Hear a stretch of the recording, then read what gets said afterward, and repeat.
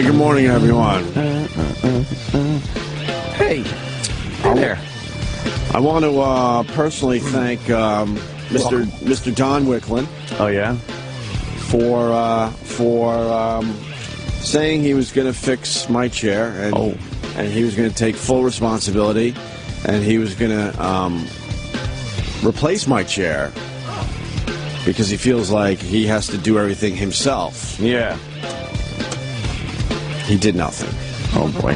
After he told me. It's the same exact chair here that doesn't go Yeah. up and down because some fat fuck broke all the mechanisms. And I discovered something new about my fat fuck chair today. Huh? There's fat fuck stains on it. Oh, you gotta love What? some fat fuck stain. Look at that fat fuck stain. Oh, it's right by the penis area. So what is that? Dick cheese. Is that fat fuck sweat that is now dried on the chair? I'd Could say be. it's sweat. Let me see it. Let me smell. You want to smell it? Jimmy. You don't want to smell the fat fuck chair, I'm telling you right now. Look at that No. huge fat fuck stain. Yeah, that's not good. What is that from? That's a big stain. And then, Jizz. and you'll see right here. They are heavy. Oh, these chairs are fucked There's a up. little red tape there. Red tape because the fat fuck broke the mechanisms in the chair. Looked like identifying tape. Was it? No. And Don and Tim, they both said, oh my God, we will take care of the chair immediately. It's the same exact chair and it doesn't go up and down. Immediately is a relative term. Around here? Yes. Oh, It happened yeah. before 2015. Right. Consider it lickety split. You know, in the whole realm of the universe, Yeah. immediately could be millions of years. In all my years, I've been sweaty at times, but I don't leave fat fuck stains. Well, maybe How do you leave should a fat work on fuck that. stain? I don't know. How is that possible? You come in here with maybe sweats or something and just have a lot of sweat guess. going on in your sweats? I guess. E-Rock brought in a new chair from home. Why? Oh, wow. He brought in his own chair? That's what it's come down to? Maybe he Yes. doesn't want to break any. Is it a lawn chair? No, Like this? it's an office I chair. guarantee it's some kind of lounge chair. Is it a roly-poly chair? It's still in the box, and he brought it in. He carried it upstairs and everything. He brought in his own chair? Yes. What is going on around here? It's so weird. But it's not really weird. It's pretty weird to bring your own chair, just carry it into your office. My chair doesn't go back. I like to recline once in a while. Like when I'm going to laugh, I do. There's There's a little thing on the side. See, my thing is broken. The left side, right? Whoa, you get this No, thing, this chair there's not. and it kind of. Is it on this chair or not, Mars? You have one on the right. You hear mine? That's to raise. Here, this is what happened when I pushed my thing. Put the mic down so you can hear it. You hear that? That's By the way, I supposed think to be this. smooth. I don't think this is the same chair I had yesterday. Really? Yeah. Why? Because I don't remember this clicking so much on this I got side. so much clicking going on. I don't mind it. It's okay, but I don't think it's the same chair. And it's listing a little to the left. Let me. It's definitely leaning a little. This is why you guys got to mark your chairs like I do. With piss? Yes. Like a cat. I'll Yes. just mark my Then you chair. just sniff around. And you Yeah. Let's see. All right. So, all right. I just want to make sure. I mean, you know, that I'm not. I'll just say not too crazy, because if I said I'm not crazy, then of course there'd be a laugh in the studio. Okay, so Don wrote, Sam said he switched it out. I will be there this AM and we'll find a fix. So apparently I have to be there every day to fix shit. Can't depend on anyone. I will take care of it. I'm not passing the buck and saying Sam didn't do his job. I asked others to get you a new chair. Chairs have been ordered. I am hoping to swap them out today. Sam, comment. Guess what? Sounds to me like Donnie Wicklund defended himself accurately. Yeah. And if they get new chairs, then what happens? Can I have my chair wheeled out of here every morning? We actually did. And put into a closet The and wheeling locked? of the chairs.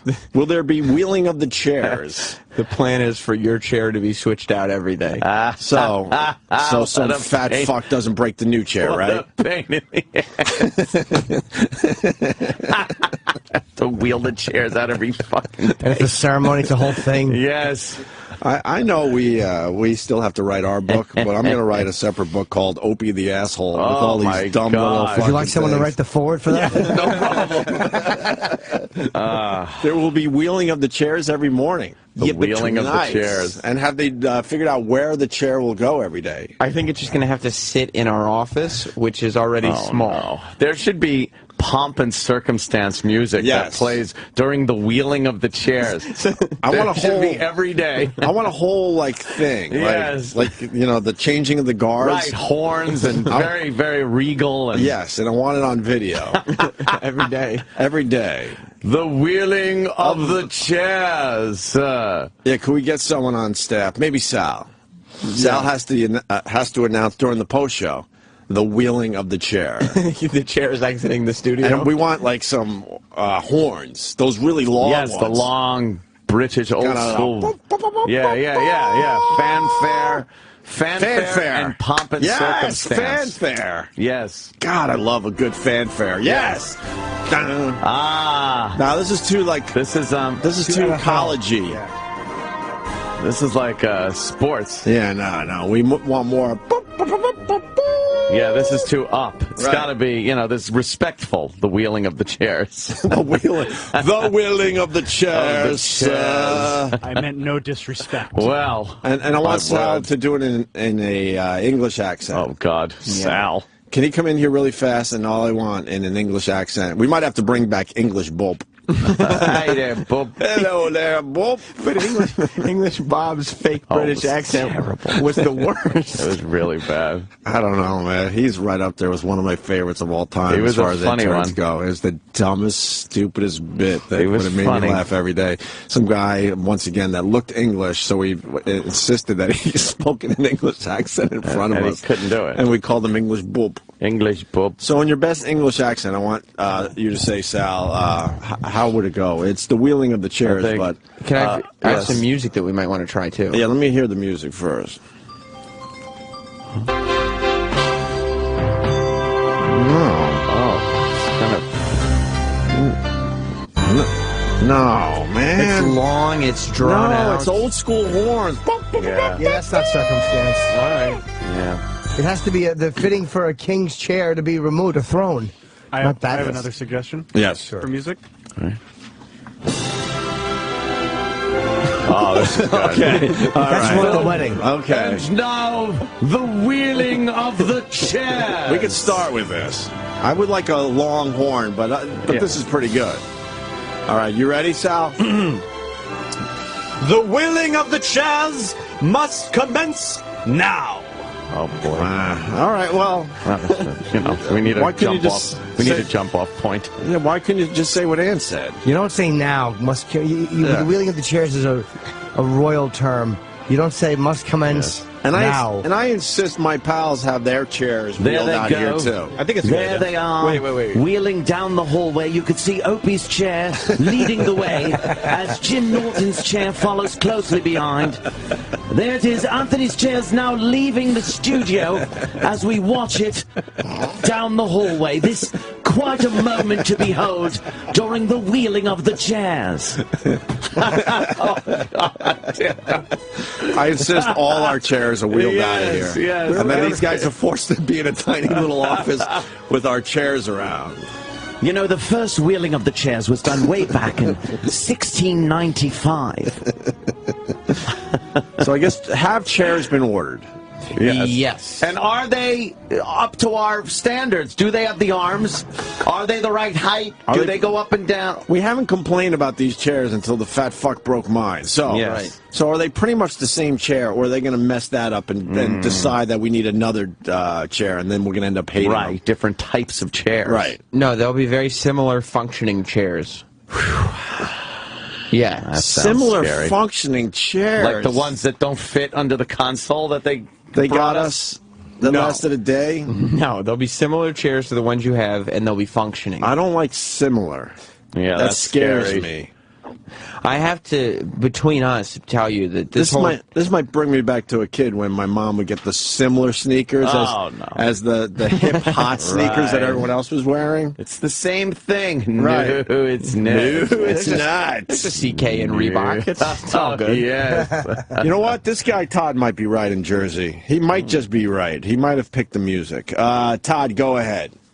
Yeah, Hey. perfect song, brother, is ELP, Fanfare for the Common Man. Yes. Fanfare for the Common Man is a pretty good one. Let's right? give that a ELP? shot. Yes. Yeah. You're the one that likes Emerson, Lake and Palmer, right? I used to, you know. I like a couple of their songs. This was always a very grandiose song. Uh-oh. Yeah, I think it's perfect. Oh, yeah. All right, this is good. All right. Now Ant's going to tell you what to say. Okay. It's got to just be very simple. It's like the changing of the guard. Yes. Hear ye!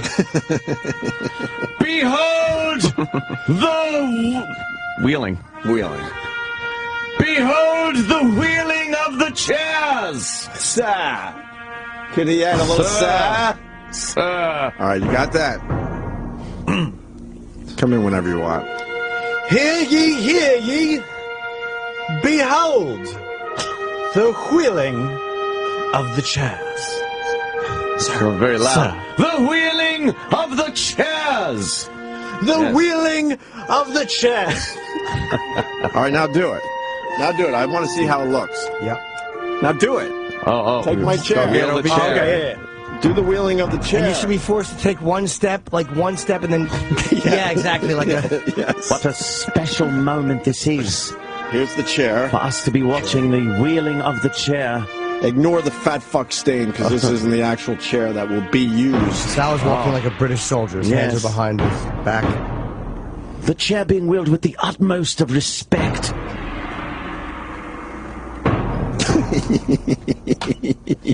A ceremony steeped in tradition. That's nice. Started today. It's not steeped in tradition. No, it's not at all, actually. Oh, it's got to squeeze behind the 2 feet I have. Right. Yeah. Ah, yes.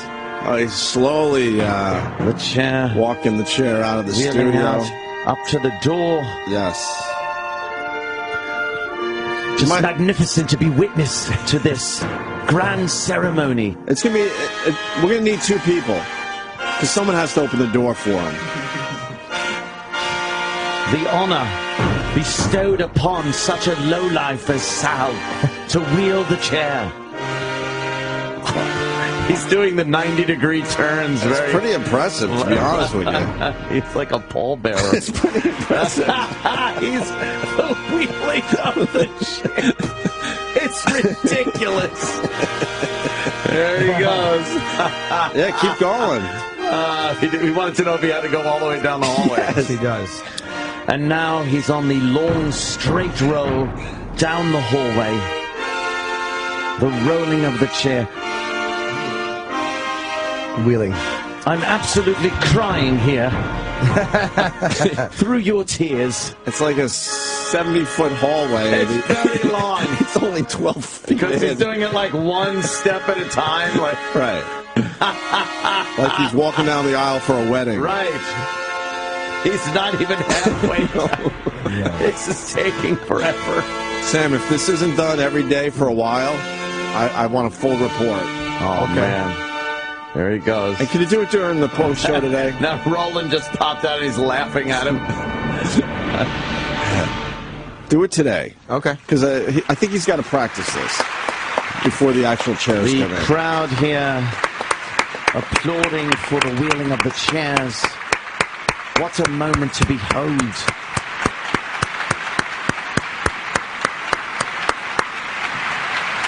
All right. Telling your grandchildren you saw the wheeling of the chairs. Still going. He's still doing it. What a buffoon. He's almost at our office. Almost. Almost. He's wheeling down the ramp now. Right. There's other people around the office looking like, what is he doing? Yep. I have a new chair I can show you. All right. Oh, yeah? Does it go up and down? Yeah, but you can't keep this one. What? What do you mean? This is just a chair. Wait. And The chair has made it to the No, it's safe. Okay, I'm going to have Sal bring back the new chair that you can look at simply for size and shape. Wait, there's actual... There is a chair, but you can't keep it. And we're just getting more of those. Well, yeah, we'll bring in the chair. Oh, boy. Are you being serious, or is this a bit? It's probably a bit. I don't like bits that I'm not I involved want, in control of. They usually are. I want the Game of Thrones, the sword throne. Right. That's Yes. what I want now. Heart eater. Ugh. We should get obnoxious. Piece of cake, you dummy. We should get obnoxious chairs in here, though. Really, just obnoxious. With all sorts of swords. Oh, very and- ornate. Yes. Very ornate. Right. Yes, and regal, royal. Really high backs. Yeah. Something that would be a real pain in the ass Yes, to just have to obnoxious. deal with on a daily basis. Ah. What is this one? Whoa. Stop. You don't have to do the bidding. That's, Yeah. wow, this is, A white chair. white. Okay. Like that. And how high does it go? Wow. All right. Well, there's your How new high chair. up does it go? All right. It's very similar. But how high up Whose does it chair is go? this? Yours. It's just to look at. No, I'm can use using it. today. Like, What are you whose is talking it? about? You might be able to use it today. You can Whose use is whatever it? you want. That's not true. You're the boss. Whose is it? Whose chair is this? I don't know exactly where it came from. The but boss uses what the chair the boss wants to use. No, we have it. You stole it from somewhere? No, it was given to us to show you as a sample. Cool. So why can't I sit in it? You can sit in it, but you can't keep it. Why not? Because it's not for keeps. It's just for borrows. But if it's the sample. No. You don't like it, huh? Uh-oh. You slide off the front of it. I'm glad that, no, I'm Well, glad can you pull the seat forward? Because that usually on the front, you got a little thing on the front. All right, that goes up and down nice. I'm glad that Pull you the said seat that about the forward. seat. Why? Because that seat is leather, which is why you're sliding, and the chairs that you get will not be leather. Well, whose chair is that? Will they be It's pleather, just another chair. I don't know. vinyl, Why naugahyde? Why can't he use it? He can use it. He There's just a can't keep lumbar. it. They're getting new chairs. Are they called lumbars? Yeah, where else are the alums supposed to drink? They got a thing. You go up and it's a lumbar. I bought my mattress at the lumbar yard. It's great. You want to We try both it? bombed with lumbar jokes. Yes, we did.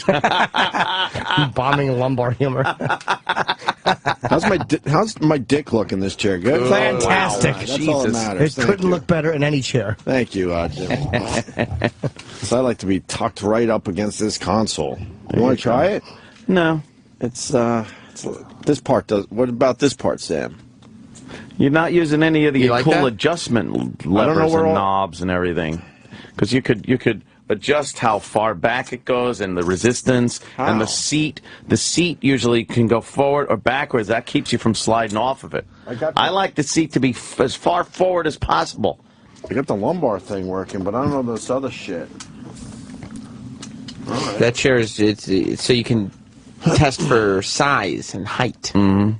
Is it a? Do we own this chair? No, I just said we got to give it back. To who? To who, though? Whoever lent it to Why us, is I it don't so know. suspicious? It's so not suspicious. Mysterious. I mean, Somebody who's in charge of chairs was like, "Here, you can borrow this chair, and I get it back from you tomorrow." How come you? Don said you didn't. He gave the assignment to you and you didn't do it. Comment? No, he didn't. Does he lie? No, he just said in the second text he didn't tell me to do it. They're going to give Opie the one from the Green Mile they probably would love to. without the damn sponge. They probably would love to. What, you don't think I'm aware? You don't think I'm aware of all this? Are you Oh, kidding me? I know. I'm the most aware person. I know what I say and do causes issues. The chair thing is not left Don happy between us. You guys have a little issue now? He's not. Well, no. I'm not me and Don. Don and me are fine. Don is just not happy at the drama that the chair thing has That's the best resulted in. buds. Why? Because his life is now full of just chair stuff. But it's he doesn't want to. He's got so much to deal with. and He now he's never gotta- thought. It's added content to our show. Yeah, but it affects his life in a major way. He That's never why thought he's- he'd be dealing with chairs. chairs. Never thought. No. Oh, what are you going to do, you know? If he had to write a list of 1,000 things he imagined dealing with when he came on board this show, Right. chairs wouldn't even make that. If he knew anything about this show, it should be in the top three things he thought he'd have to deal with. That's true. Chairs, hat racks, and a place for bowling balls. Why is there no bowling ball storage in here? Whose chair is this? Why can't you just tell us? I don't know whose it is. Come He on, borrowed Sam, it. tell He the just boss. showed up with a white chair. Who did? Don. You just said try this chair out. Yeah, he so said let me this try it out for a few hours. Yeah, I said you could sit in it okay. today. The leather thing makes you slide forward. Put Sal on it. He's a sneaky little shit just like you. And the beauty is now we could actually have the wheeling of the chair ceremony officially. Yes. After the show, I want that music to start up. I want Sal Fantastic. to say what he has to say, and I want him to slowly wheel it down the hall, and you make sure he does it properly, and then he could, bring in the fat fuck chair. Yes, That the should replacement. that should be circus music. When they bring it in, it's like Benny Hill music or something. Some dumb circus music. And I want to hear a plopping sound as the fat fuck chair is put in its place. All right? All right. You got the whole thing down? Yeah, we start with the pomp and circumstance. Right. The wheeling of the chair. Right. It's regal. It's very regal. Then it's replaced with the fat fuck chair. With circus music. It's rolled up here with circus music, and then when the fat fuck chair is put in its place, it's a plop. You want to hear the plop. Yeah. No respect given to the fat fuck chair. Oh. Okay. All right. All right. Now we can finally start our show. Very good. Good. Wow. Nothing. I forgot what I was going to say during the beginning of the show before the chairs. I don't know. You got to start this thing somewhere every day. Yeah. Don't worry, we'll have some good stuff again. Oh, yeah. I was reading that Scott Shannon's ratings. That it's a real big deal. Yeah. He's moving way up in the ratings. We knew who to back in And this Todd is battle. moving way down in the ratings. Todd's in like 17th place, and Shannon's like, I don't know, he's like top 5 or something already. We knew. So, Team Scott, continue. I got Krieg on my house. Let's say hi to Tommy in Staten Island. Tommy? Tommy. Hey, what's up, Opie? Hey, buddy. You got to stop being a cunt about all this chair shit. Uh-oh. Get back to the situation. Oh, shit. You do understand that I know I'm being a cunt about it, right? I do, but Oh, it's okay. annoying. All right. Again, Yeah, it's kind of supposed to be annoying. Tommy. What's the matter with you? What's the matter with you? You good? Everything all right? Everything's good. Anthony, everything's good. What's the matter with you? Everything all right? Everything's good. We'll get through this? 3 in the morning, 7 o'clock. All Stop being right. a cop. All right. Thank you, Tommy. Thank you. Wow. That was rough to hear. I don't know how I'm going to go about my day I now. don't know. It's tough. Did they get a couple of pings off of Casey Kasem? have they found any debris? Looks like you Where's Casey? Looks like you remembered what you were going to say. See? It might have been it. The 70s jocks are having a good time. Are they? I was in the car yesterday, and I went to 70s on 7. Yeah. Pretty good station, actually. I love 70s on 7. And the DJ was just trying to make it all fun that Casey Kasem is missing and hang in there. Dennis Casey. the Menace Falcone? Dennis your Menace Oh, Falcone? God, no. It was a guy with an amazing radio voice. Wow. Kind of like one of those boss jock voices. Yeah. Casey Kasem. We've Hang in there, buddy. located Casey Kasem, so Right. wherever he is, we hope he's doing well. What is it? Kraft macaroni Kraft and macaroni and cheese. Right. You know you love it. Whatever happened to that guy? Oh, boy. I got you a Louis Vuitton. Yeah, great. That makes up for neglect. Well, we all expect him to be completely normal because we gave him a shower to shave. Right. You He's know. still that guy hanging on the side of the road. A couple with a weeks sign. earlier, he was eating out of a garbage can Yeah. and shitting on the side of a highway with a sign. Next thing you know, he's on Dr. Phil, and we expect him to be, Hunky-dory. hunky-dory, right? No, not quite. And I don't know what's going on with the Casey Kasem. His daughter is putting out a missing persons on him. Right. Trying to find out where in the world is Casey Kasem. He's he just disappeared. You don't think it's like some kind of murder-suicide or something in the middle of the desert? Or No, this shit. is like shuffle him around. It's definitely, it probably has to do with money. But someone's got to talk and say, all right, he's here now. Because he Yeah. needs care, obviously. He's got Parkinson's so bad that he's not even talking anymore. Yeah. Right? Yeah, he can't even talk. Oh, that's a shame. Poor bastard. He's probably sick of talking, though. Maybe, right? He just like, finally. Right.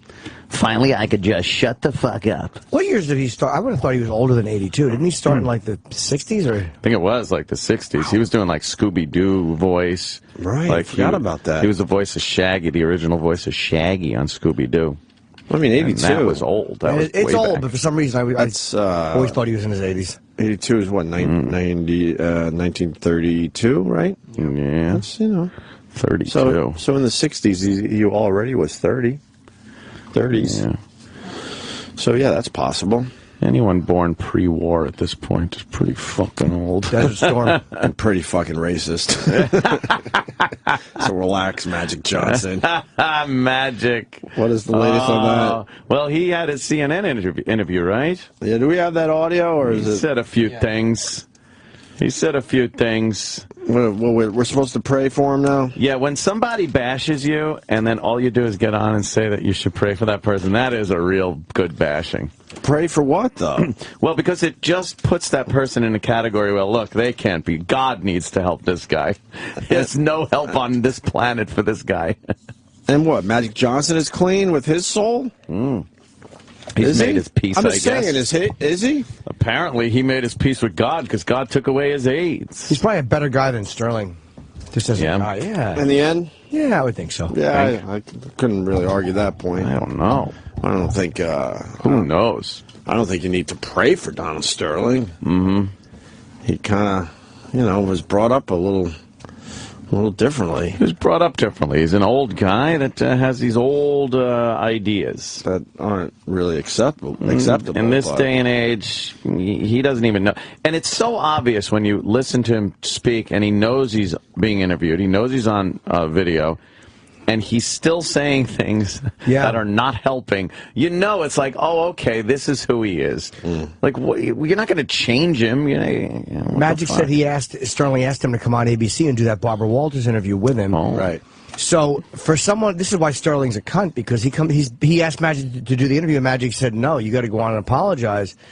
So I guess Magic didn't do what he wanted him to do, and now all of a sudden Magic's a bad example, and he's got AIDS. He didn't seem to. Why did he mind that doing a Barbara Walters interview? There's Magic right there. On a team that have an incredible platform to change the world, but he's doing it in a negative way. First of all, 22 years ago, I announced that I did have HIV. What? And I came out like a man. I told the world. Because of the HIV virus that I have attained, I will have to retire from the Lakers today. I didn't blame nobody else. I understood big, what I big did moment. was wrong. Okay? So I announced that to the world. And I hope that I was able to help people in doing that. And I think I did. You helped countless numbers of people. Yes. And I've been to hospitals. Make a bunch of I've been to jokes. hospitals, hugging people with HIV and AIDS, Jeez. before they were dying, or people who didn't know if they could live a long time. I hugged them, I counseled them, I talked to them. I talked to them about taking their meds and not making sure that they stay on their regimen, which is the key. I talked to a lot of young people who just got HIV and was thinking about, committing suicide, you see? And I tried to talk them out of that. And then we've given away over $15 million, my foundation. Magic Johnson shouldn't have been included in your conversation, because I have nothing to do with this. But since you put me in it again, and then you want to try to disrespect me of the work that I've done in the minority community. Oh, boy. That really makes me upset. And then my competitive spirit comes out, because I've done all this great work. All the kids we've sent to college, and I got 150 kids on scholarship right now. I've continued to do good work in urban America, and I will always do that. I'm devoted. My whole life is devoted to urban America. So, I just wish he knew the facts when he's talking. But he's a man who's upset, and he's reaching. He's reaching. He's trying to find something he can grab onto to help him save his team. And it's not going to happen. It's not going to happen. This larger idea that he has that African Americans somehow don't help other African Americans. It's disturbing. It's sad. He didn't do his homework. Tyler Perry called me right after the interview. He was so upset. Spike Lee called me. I mean, look, we help each other. You know, and Does what Tyler we try and to do Spike and is Magic have to help each band other together to see how we can better our those three are community. fine. We also give the information. Because I'm successful, Tyler is successful, on and on and on. We go back and educate the others on how they can become successful. So it's not about just giving them money. It's also about giving them the tools so that they can be successful in the African American community. But the problem is he's living in the Stone Ages. He can't make those comments about African Americans or Latinos. He just can't do it. Spike Lee last night was saying to me, he's messed with the wrong brother. Well, you know, Anderson, I'm going to always fight for myself and for my people. I will never change. And so when he attacked me personally, I have to speak out about it. Sterling really is a hunk of shit, though. opportunity. to go after him on that stuff. Yeah, sure. Yeah, yeah. And it's not accurate. Everybody that knows Magic Johnson and his career and after his basketball career knows that's pretty much what he spends his time doing, his charity work. It's ridiculous. And he did come out, and when he didn't have to come out and say he had AIDS, he came out at a time it was a lot harder to do it, and there was they were just experimenting with medication. That was a tremendous move. He probably felt he had to say something because he thought like in fucking a year he was going to weigh 20 pounds and be dying. And then it's like, oh shit, I never even had to mention this shit. It's 23 years. 23 years. He looks amazing. Larry Bird looks like shit, right? Compared to Magic Johnson. It's still my favorite roast line ever was when they were roasting Flav, and it was a black female comic. I don't remember who it was. Yeah. And she said to Flav, "You look like Magic Johnson should look." Oh, and that's the greatest fucking roast line ever. He looks amazing, though. What the hell is going on with him? And they say, what, there's no trace of it anymore or something? No. I think if he stops taking his medication, it's bad, and it starts up again, he's got to stay on his medication. I heard he went off it, and then it started to move again, and then he went back on it. Yeah, he's got to be on his... That's as much as I know. Wow. I bet it like costs $1 million a day, his medication. But there's something called PrEP now that guys take. I hear guys are taking... No, but I hear that there's something that will block you from getting HIV. And there's also something people can take who have it, which stops you from spreading the virus. Ooh. Somebody out there might know more about that, but PrEP, I hear a lot of guys are taking that, and they're all fucking raw again. But that's all fucking raw. But I don't know anything about it. I've heard of the drug. Man. Yeah, he's getting the good stuff, that's for sure. Oh, yeah. The good stuff. Some of the Magic Johnson drugs. That's right. Yeah. Wow, so... But Sterling is talking again. You got that clip too, Sam? That I want to hear. Which one? He's basically saying the broad is racist. I love and that she doesn't like being black, and she dyes her skin. What else was he saying in the latest tape? I don't even know where it is. It's in the paper though. Do we have any more? Maybe there's more from the CNN interview that was released. It's a big story in the paper today. I don't have it in front of me. I think it's in the Hates being part black and bleaches yeah. her skin. Yeah. And he insisted that Stiviano, who's half African-American and Mexican, is the real racist. Well, he's the picture of tolerance. She's kind of shitty, but he is just a hateable old guy. You know this girl. He's also but he's trying to save his ass. Yeah. Every time I hear that voice now, it's like, oh boy, what's he going to say? Have you ever seen anyone do such a poor job at saving their ass? It's so bad.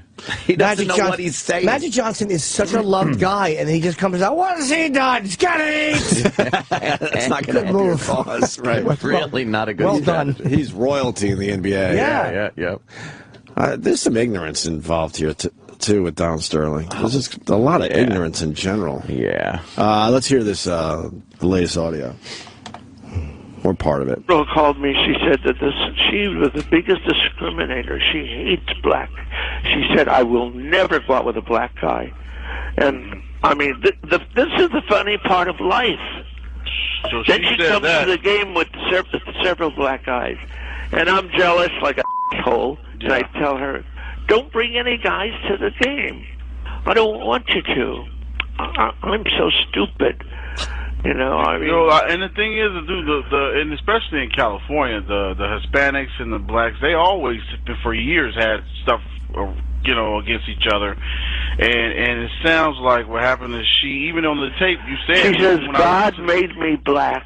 I didn't want to be black. I've got 15 brothers and sisters. They're all Mexican, and I'm the only one that's black. She said, do you know what it is to wake up every morning and wish you were white? I mean, she gives me a story. Is that on the tape, by the way? And I'm just listening, you know. I'm just waiting to play with her. I'm not interested in all that other stuff. Play with her. But I'm telling you what she... So a girl calls me, a girl from Norway calls me, and she says, I'm sorry you're going through this. This is a bad person. And what did she say? She was the one that said this girl was the biggest discriminating person in the world. And it's known by everybody in the area. You know, she has a lot of friends, and she has a lot of money, and I gave her money. And you could whip me for doing some of the things I did. You know what? One thing that makes him hateable right there is he's saying that she's opening up about all this stuff. And he's like, I was just waiting to play with her. I didn't want to hear that stuff. Right. Yeah, like, what a douche. Right. Yeah, shut up. Well, I mean, you're 81. You got a girl that's 50 years younger than you. That is true. Do you really want to hear anything from her? Oh. You're in a hurry. Right. But then don't cry that she's disloyal. If that's the way you feel when she's talking about her real life, then don't fucking baby and whine like a baby when she's a disloyal cunt. Yeah. She's a twat, though. Yeah, absolutely. You know, she's not getting as much as she should be getting. Yeah, I know. In this whole thing. Continue, Sam. Oh, I'd love to hear the rest of this, yes. She hates her life, and she looks so different than all the other kids. And she tried so hard to make her skin white, and she does it every night, you know. To make it white? Oh, yeah, her feet, her hands. But see, a woman can just destroy you if you're gonna say what she wants you to say. Because every time she's gonna say, well, you know, I can't help it if my skin is black. Well, who cares what color your skin is? Open your legs. Oh. She said, well, what do you think about my skin color? I really didn't think about it. Well, do you like black skin? I mean, I remember, that wasn't, I don't think, on the tape, but I remember her saying that. Do you like black skin? She said that? And, huh? So she asked you, did you like black skin? Well, you know, I'm trying to get in, and she's asking me the color of skin I like. It shows you how she's baiting you, you know? Mm-hmm. Who's he talking to? Who is he talking Apparently it's a guy named Maserati, who they, would, I guess it's saying the paper would get him escorts in Vegas. Is that true? Oh. Holy shit. But either way, what a fucking douche this guy. Trying to get in. He's a guy not used to having to explain himself. He's a guy who's used to saying something and it gets done. Right. And this is what happens because he thinks he's slicker than everybody and he doesn't realize how embarrassingly transparent he is. How many fucking tape-recorded calls and conversations is this guy on? There's more audio of him than this radio show. Yes. All right. Well, there you have it on the Donald Sterling thing. This isn't as racist. But look at the cover, by the way, of both papers. Both New York papers. One is Solange brawled with Jay-Z, and the other one is Alec Baldwin getting arrested. Yeah. Like, that's what's on the cover of the New York papers. That's it. Right. I guess those Nigerian girls are last week's news. Yeah, gives a fuck. Yeah. The signs aren't working. I saw the sign. Signs. You opened the bed. I saw the sign. We got to take a break because we got to get ready for Robert Duvall. That's big star coming in today. Yeah, I'm going to ask him. So you were in The Godfather? Go. Nice. Go. Like I'm ready. That. Is this our second Godfather interview? Yes. Second guy that was in The Godfather? Yes, Brando canceled. He did, yeah. Yes, in '97. We did have James Caan, and he was great. Remember? Yes. Whatever happened to that TV show? Was it a bust? I don't know. It seemed like he was doing okay at first, and then it went away quickly. I hope he comes back. He was great. He had great stories. We got a Well, little... let me tell you something, my Kraut Mick friend.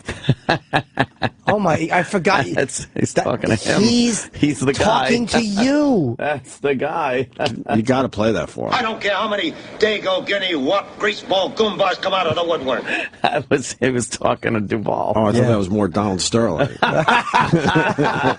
So we were still on the Donald Sterling tapes. Got a little something to play before the break here, and we'll continue.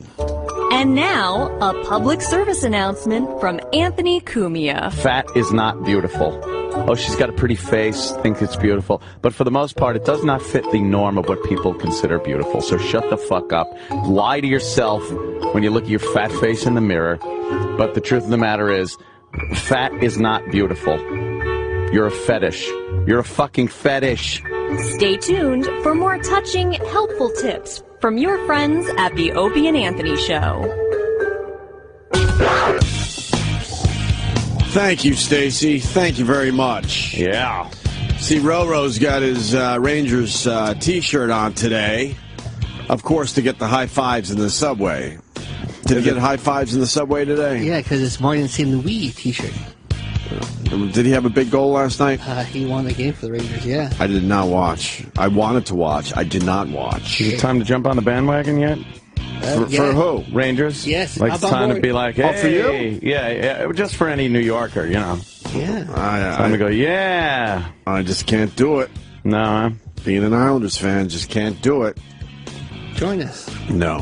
Who do they play next? Either Boston or Montreal. Go Boston or go Montreal. Montreal! Montreal. So you're getting the high fives in the subway. Yeah, one guy goes, St. Louis. I'm like, yeah, St. Louis. They came back from like, what, 3-1? 3-1. 3-1 deficit. Wow. And won the series. Pretty amazing.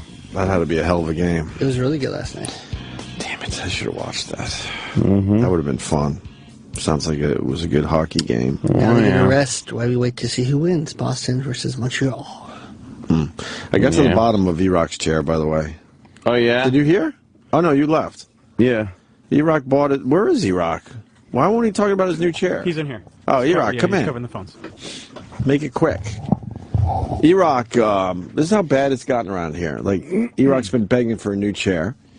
They would not get him a new chair, so he went and got his own new chair and carried it in here today with a box. Wow. In a box, right? Big, huge box? Yeah. Oh, my God. He's coming. Wow, E-Rock's a fucking go-getter. It's a mover and a shaker. It's like an earthquake. E-Rock, people need to know. What happened? I don't know. I'm sure I walked in a half. No. An insult. No, no, there was an earthquake in Chile. Yeah. We just haven't covered it yet. Love chili. Right. Anyway. All right, maybe there wasn't an earthquake in Chile. What happened? I was trying to help you out a little bit. Yeah. So what happened with the chair? Quickly, please. So I've had this chair that was ruined a long time ago. One of the chefs, Roland knows, gave him a block of Himalayan salt, and somebody put it on my chair and dumped. A block? So it's... Yeah, it's a huge block. It's like purple and pink, like this big. Apparently, it's like really. So how do you get salt off it? The whole block is salt, but yeah, they shave it off or something, or hammer it down a little bit. It's like the latest craze trend for upscale cooking and what have you. Right. So someone put it on my chair and dumped water all over it. So overnight, it was dissolving into the chair. On purpose? Yeah, on purpose. There was no accident on that. Who did it? I don't know, but it's been like a It year. had to be Roland. I don't even remember at this point. I can't even think of anyone else it would have been. But you can see been the Sal. salt rings Could've in been the Sal. chair. Right. And so overnight it dissolved, and now the chair has just been kind of like crunchy when you sit on it. Yeah, because there's salt in it now. So infused. So I asked previous management for new chairs. Then I was told to talk to facilities. I talked to them, and they didn't get us anything. Run around. And so I just got to the point where I said, fuck it, I'm going to get a new chair, and it was on sale last week, so I bought it. And then Where'd you go? Target? Home Depot? Staples. Staples. Yeah, they have a good chair. Staples. So, got the What are chair. the great Office Depot. What are the really good office chairs? The black ones. What's the high-end brand? Do you know? I don't know the brand name. Man. Fuck. I got one in my house. I know, Yeah, I yeah. know I had exactly one what from. you're talking I about. had one for 15 years. They're amazing. Now it's like Oh, the cum that must have been shot across that one. You know, not as much. Yeah, no, good amount, but not as much as you'd think. Oh, okay. I usually don't come in that chair. Oh, I have. But not usually. Yeah, but I forget what the brand is, but they're the ones that we should be using. They're good for your back. It used to be a nice chair, but you know, it was a good idea before I had kids to get one of those nice size chairs. Now it's like carnival ride for the kids. Boy. They just spin each other around and around. Anyway, go ahead. So I bought it, and today was the day I was able to bring it from my car upstairs without having to do the facilities elevator. And so I brought it up, and it just happened to time with the fact that everybody else's chair started to break around here. So I got a new chair I got to put together. Now, aren't you afraid that someone might do another salt type thing? Or I'm sure it's going to happen, but at least I had to give it the effort. it would be great if it happened today. First day with the new chair. That would be terrible. E-Rock's got a new chair. I know, his new chair. Can we see it? It'd be great if you had to pay for that leather chair that you're sitting in. Ooh, fucking E-Rock. I'm not wanting paying the for boss to this. get fined. $1,800 chairs. These are $1,800 chairs. Something like that. I heard Roland mumbling that these leather chairs were like $1,800 That bucks. doesn't even make sense. How many are there? Stuff up. The one was 700 years and years and years ago. Wow. What? Why do some people have these really nice chairs? And where do they come from? Why do some people have fancy carpeting upstairs? Why do some people have Why nice don't you go up and cars? yell at the president of the company? That's nice. There you I go. would like to. That's nice, big shot. Damn. Gonna happen. Is the rest of the place going to have blue rugs or not? Yes. Oh, so there were some lies going on. Yes. Okay. All right. Anyway, there you go. You had to buy your own chair. Right. Oh my God! I'm looking at chairs now, just like high-end office chairs. Why would the? And this one's actually not bad. This is the type of chair you should have, and it costs $3,040. Wow. It is What a nice looking the chair. fuck It's are leather. you going to do with a $3,000 chair besides sitting You it get like that you would have? lumbar support. But it's not even that comfortable looking. It's got like the chairs you're sitting on have comfortable little things to rest your arms on. This has like metal things for your arms. I don't I would hate think that. That's too much money for You a should get the one fucking that chair. vibrates with the magic Oh, fingers. Those chairs suck. Every single one of them I sit in, I hate. Are you talking the ones that like the ones that massage your lower back and then the thing around your neck? That's the chair you're in. This is a $700-800 chair. It's called the Zodi chair. the Zodi chair? Zodi. Who's Zodi? You brought back something I did want to talk about. The Brookstone vibrating chairs. Every single one of them, in my humble opinion, so I don't get sued by the I don't think corporation. you should get sued by the corporation saying they suck. They suck. Yeah. You feel like you have to put your arms in it like you're in a cast now. Yeah. And then it's really rough and hard and just goes like it's a rock just going up and down your back and spine. Not comfy. Those things are they're just the worst. What's really sad is you see our old XM studio chairs, those really nice, comfortable ones that you guys used to have, sitting at some of the desks out in the hallway there, and they don't match the height of the desk, and they're bent and kind of ruined. Why didn't we get them in here? You can't have too comfy. They're too low. They don't go up. We need chairs that This go up. console's too high. We got a console that's a little higher. I don't know if Cake Boy wants to make a return, but Fox News has Popeye's biscuits. It's biscuit day. I love a good biscuit. You gotta give it a little time. Can you? No, you don't. No, you don't. And the Popeyes lady is down there. Like, what would be funny if you were jumping up behind them and lisping and screaming, biscuits, biscuits, biscuits. Can you flip that table? Can you imagine? near that. Can you imagine if Sex Bagel makes it rain biscuits today? Oh, man. I just That'd be want to good. see him jumping up and down in the background and screaming biscuits, biscuits. Like, can I? I don't want you to. Can I enjoy one victory without having to go back in? Well, what do the playoff teams do? The Clippers Right. win one night. What do they relax the next night? They got to go out and win again. Exactly. And now that the hosts know who he is because they've played the tape so many times, Yeah.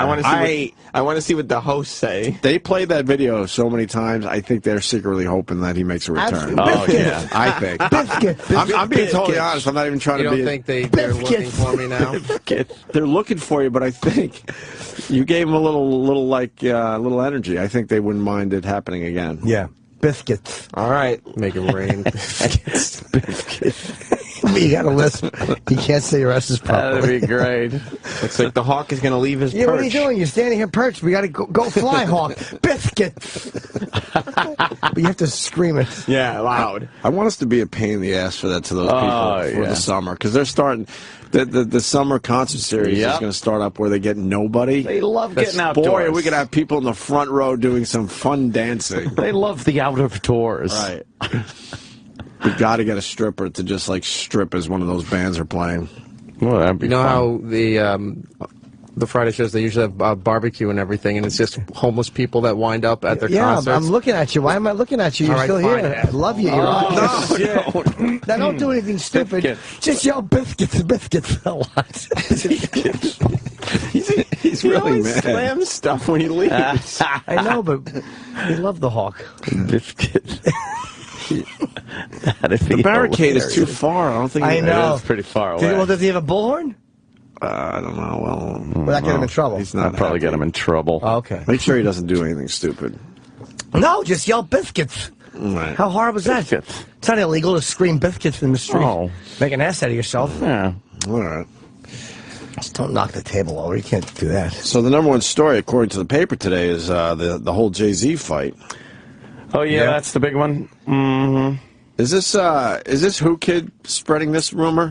Which one? Because it said not 50 Cent. So it's someone close to 50 Cent is saying that Jay-Z wanted to go and party with Rihanna without Beyonce, or go to one of her parties. It could be. And one of the articles I read, it said not 50 Cent, meaning it's someone very close to 50 Cent. And Who Kid loves a good lie. Yeah. Did he start this? I don't know. I mean, that rumor's been around forever. The whole Rihanna? Yeah. What, Jay-Z likes the Rihanna? Yeah, I mean, that they were fucking around or whatever. Oh, shit. I don't even think that's the reason. I think this chick was just fucking drunk and her two friends couldn't get up.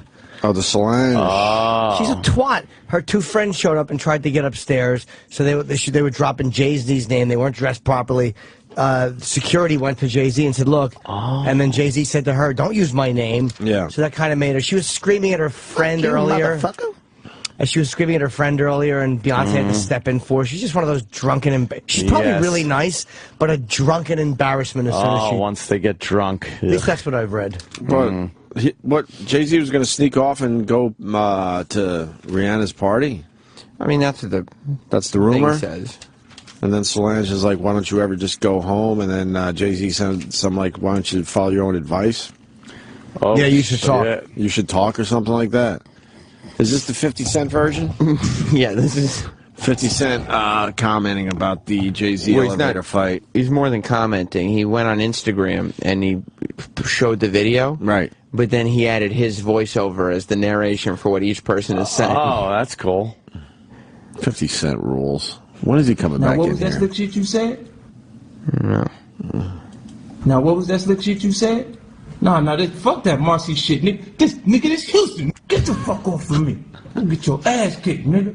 Nigga, don't you never in your life try to play me with your fuck shit. I will fuck you up, Jay. I'll fuck you up. I'm cool, just had to check it, nigga. Just had to chicken, nigga.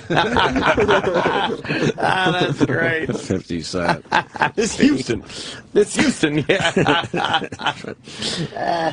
So that's it on that, right? Yeah, I mean, nobody knows the real. So has Jay-Z had sex with Rihanna? Some people are saying? Many, yeah. Everybody's saying. I hope he has. That for years. Since the Beyonce? Yeah. Really? But they're supposed to be this royal couple. Mm-hmm. Well, Rihanna's a Def Jam artist, and Jay-Z was in charge of Def Jam. So maybe it was before Beyonce. No. When they were dating, when he fucking... Why do I care? I don't know. Listen to me.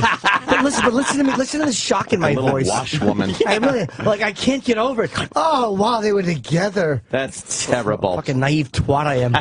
So it's just the facade that they're this perfect couple?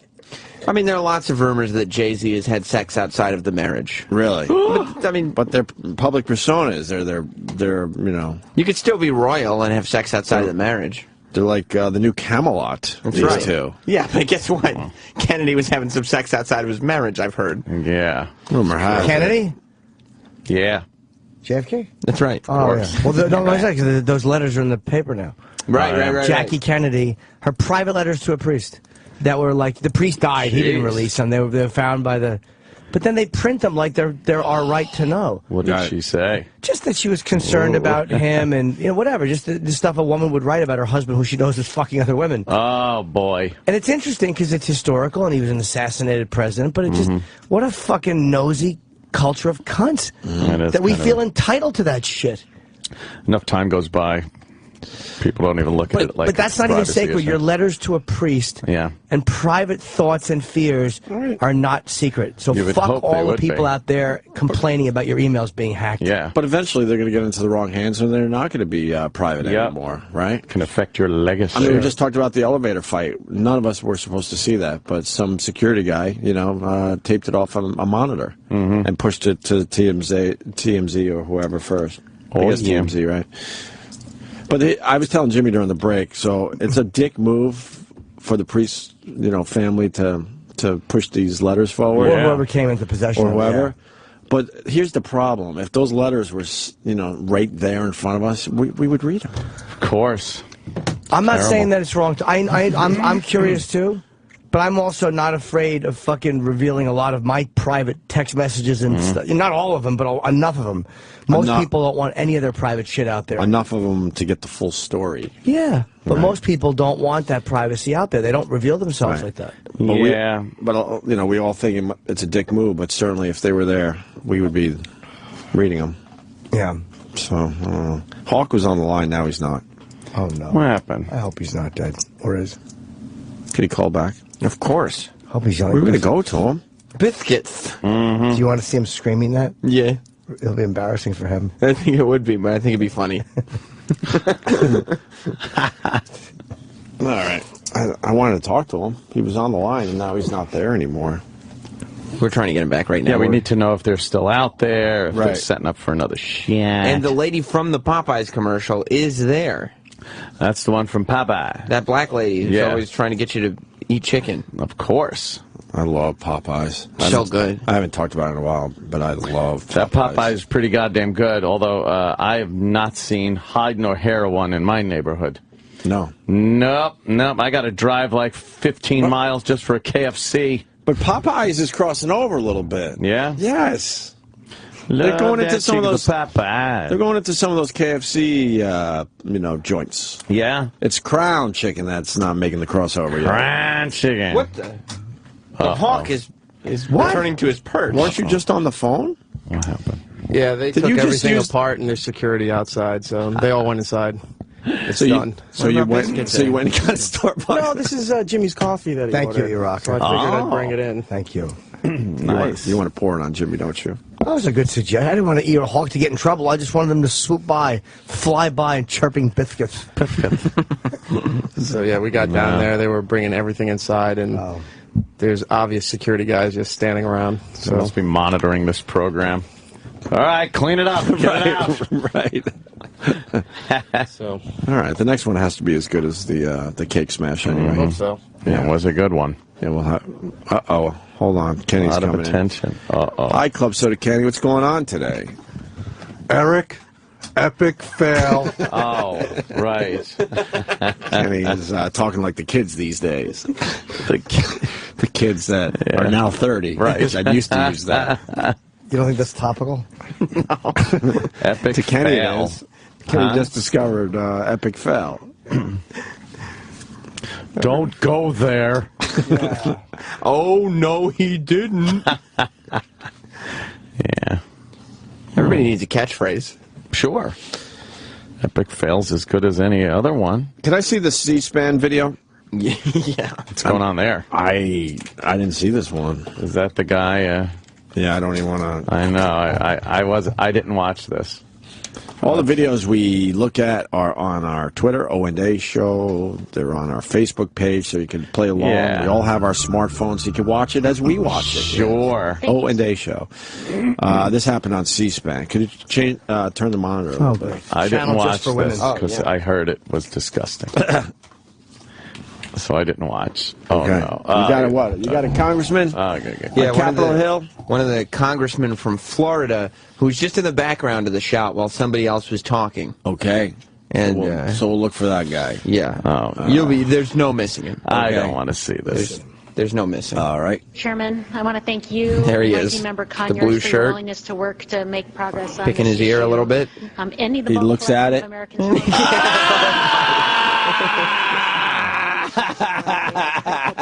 Dude, what the fuck? been addressed in the He manager's put his center, earwax in his but I'm mouth. not He satisfied picked that his the bill does ear, not but he fully waxed, and then Oh, he's picking his teeth. Going back for seconds. Wanted to make sure he gets every Was last it the one. same finger? But he went in with 2 fingers like he had to pull it out. And then he looked at it. Fuck. And then he went in and tasted it. That's fucking disgusting. Ugh. Do you ever notice there's something that people do, like celebrities or politicians? I've seen everyone from Obama do it to fucking actors when they're giving an interview and they just start poking in their ear and turning around. They're like, yeah, well, there's something, or the pinky. Yeah, well, that picture was. I've seen that done so many fucking times. Do you think it's a nervous thing, or do they have an earpiece? Yeah, I think it. No, I think it's a nervous thing or a look, like they're trying to come off like something. I gotta look for that. I swear I've never seen that one. I have seen this so many times. I will now be on the lookout. Digging in the ear for some reason. The one thing that drives me nuts is old guys going into their nose with their pinky finger. Hey, that's a rough one. You want some depth if you're going in with the pinky. Oof. You're really going. That's a rough one. Yeah. I've said it many times, so disgusted by snot in earwax. Like when I blow my nose, I can't look at it. I just got to know that it's done.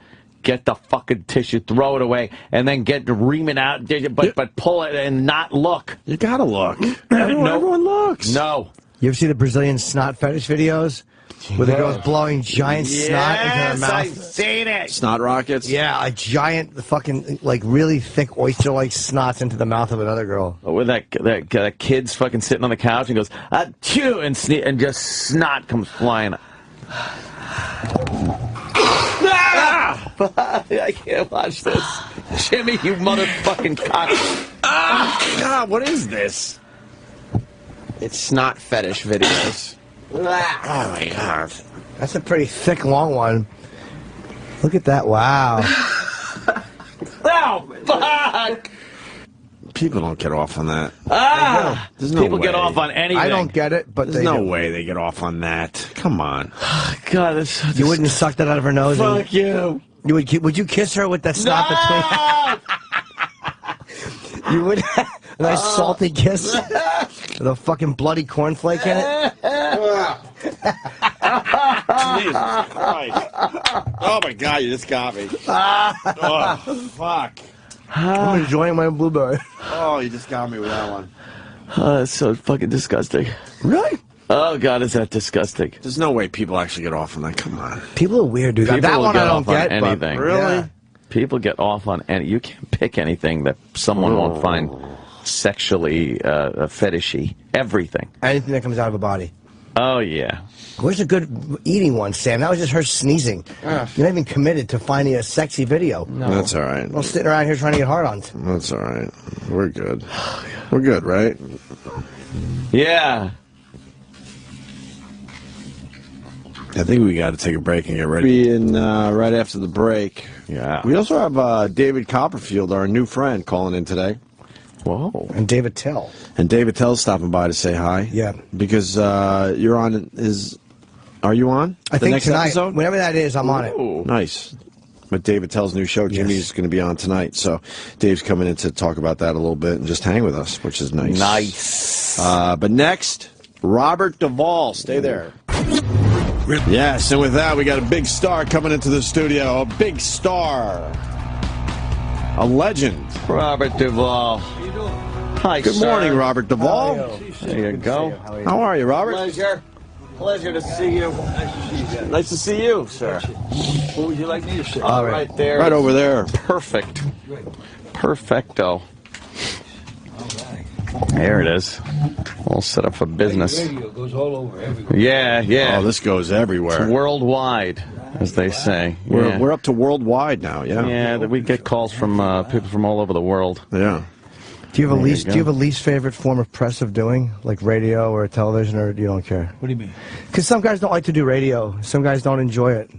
Yeah, I like it all, you know. Yeah. Get out there. Oh, here you go. Get out there and promote. Why not? Yeah, radio's great. Yeah, right. Yeah. Kind of the beginning and the end of it all, really. It really is. A lot of people start and finish with radio and then have amazing as listeners too, you know. careers in between. Yeah, exactly. Yeah. Seems like a lot of publicists tell their guys, like, no, we'll get you on local morning TV, and they don't realize, like, there's not a lot of people watching local morning TV. There's more people that listen to the radio. And Yeah, driving here, in their there, cars, country, right? Yeah, trucks, everything. Uh-huh. My friends all over Texas, out west. Yeah. Yeah, a lot of trucker friends. Yeah, well, I have, you know, sheriff friends in Texas and Texas Rangers friends. And Oh, nice, yeah. Ranchers, yeah. Those are And handy to have. Oil guys, Danny Davis and that bunch down there in Houston. Yeah. Wow. You seem to like playing those roles, too, like those, just kind of like, you know, old school country kind Yeah, of... some. I do other things, too, but I like that. Yeah. Well, obviously, you've done other things. Yes. I think we're familiar with your work. Yeah. Right. Everything comes in blocks. Yeah. In groups. Yeah. As far as like parts that you've taken, so it's like country guy, mob movies, things like that. Played Joseph Stalin. I played a Cuban barber who danced the song with Richard Harris. So I try to play the Texas Rangers, play different characters. Yeah, I like that. How many movies do you make a year? One or maybe one. Do you think just one? One every other year, maybe. This year was one came out that we did a year ago, but this is maybe one of the best years I've had in my life. The Night in Old Mexico is coming out now. And I did a big movie with Robert Downey Jr. Oh, right, called okay. The Judge, and it's a beautiful movie. Well, he's great to work with, so it's been a great year for me. Does a guy in your position ever get worried? Like, we would think that Duvall, you can just do whatever you want, but No, you I have... can't. I'm trying to raise money. It's easier to raise $100 million with a big name than $4 or $5 million for a small film. I'm trying to do a small film now. We finally got the money, barely. Wow. And barely, just bare bones. Who doesn't give Robert Duvall money? I got some. You never asked me. Right. You're right in there. It might not be enough for a low budget film. Yeah, maybe, you know. But What do you have to do? You have to actually just go to the investors and just pitch to them? You go to different people, and Arnold Rifkin, who was the head of William Morris, he stepped up, and we got some money to do a movie with the Texas Rangers. Kind of an interesting story we want to do. And we have to film it in Utah for Texas, because can't film it in Texas, can't film it in New Mexico. Why not? The unions are this, to that, different. You know, I'm a union guy, but you know, sometimes there's restrictions. So we go to Utah, and hopefully we'll find parts of Utah that look like Texas. Yeah, there you go. Yeah. It shouldn't be hard. There's a lot of open space. It's a lot of open room, some prairies, rivers, some rocks. canyons, Yeah. mountains. Yeah, if you're trying to shoot New York scenes in Utah, you probably don't have a problem. Well, they do Toronto for New York. I don't know if it quite works. Yeah. You could tell. You could tell. Kind of. I think if you're from New York, you notice when they don't film in New York. Exactly. It was one of Kubrick's very few mistakes was using England as New York in Eyes Wide Shut. You could just kind of tell that the externals were not done in New York, because I think that he didn't want to shoot here for some reason. Yeah, well, he like with Kubrick, he wanted to go to London to live, and with Stanley Kubrick, at what point in his flight from New York to London did he become cultured? You know, you leave the country, whatever. You know. You never worked with him, did you? Huh? Did you work with him or no? No, I never did. No. Never got. Was that by your choice or it just never happened? What? Was that by your choice or it just never happened? Never happened. Yeah, no, whatever. You know, I work with some great people. Oh my God, yeah. Coppola, you know. Yeah. Amazing. Yeah, Coppola.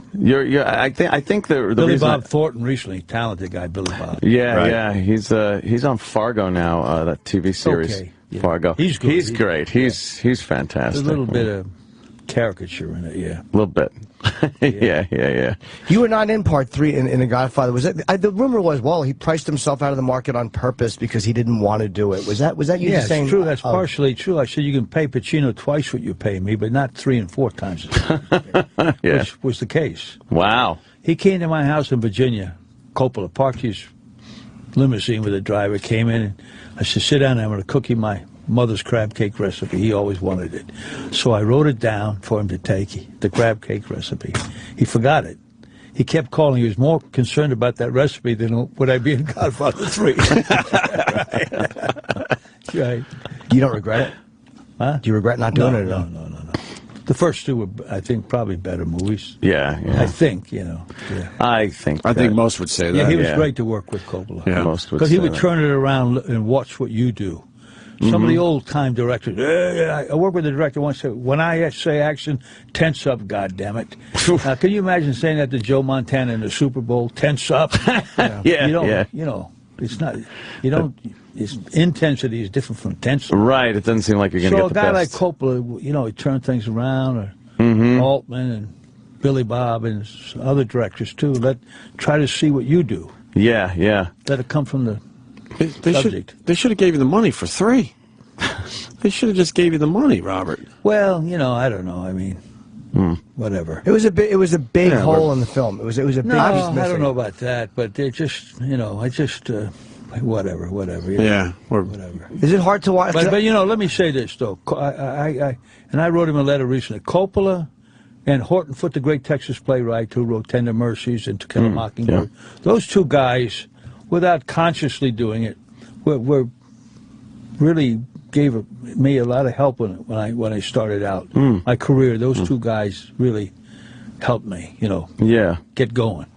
Is that at what point in your career was that big boost, that push? Was it the big films? Sporadic. You know, you're not there, and then you have periods where you don't work. And I suppose when we did Godfather 1, that was like I knew it was going to be we knew it was going to be a big hit, big movie. And I had a feeling I was more of a late bloomer, and I would do more work maybe a few years after those other guys had their right. So you know, there's a great photo of you that's just been circulated on Twitter recently, where Brando's doing lines. The line, yeah. Somebody showed me on your that. chest. Yeah.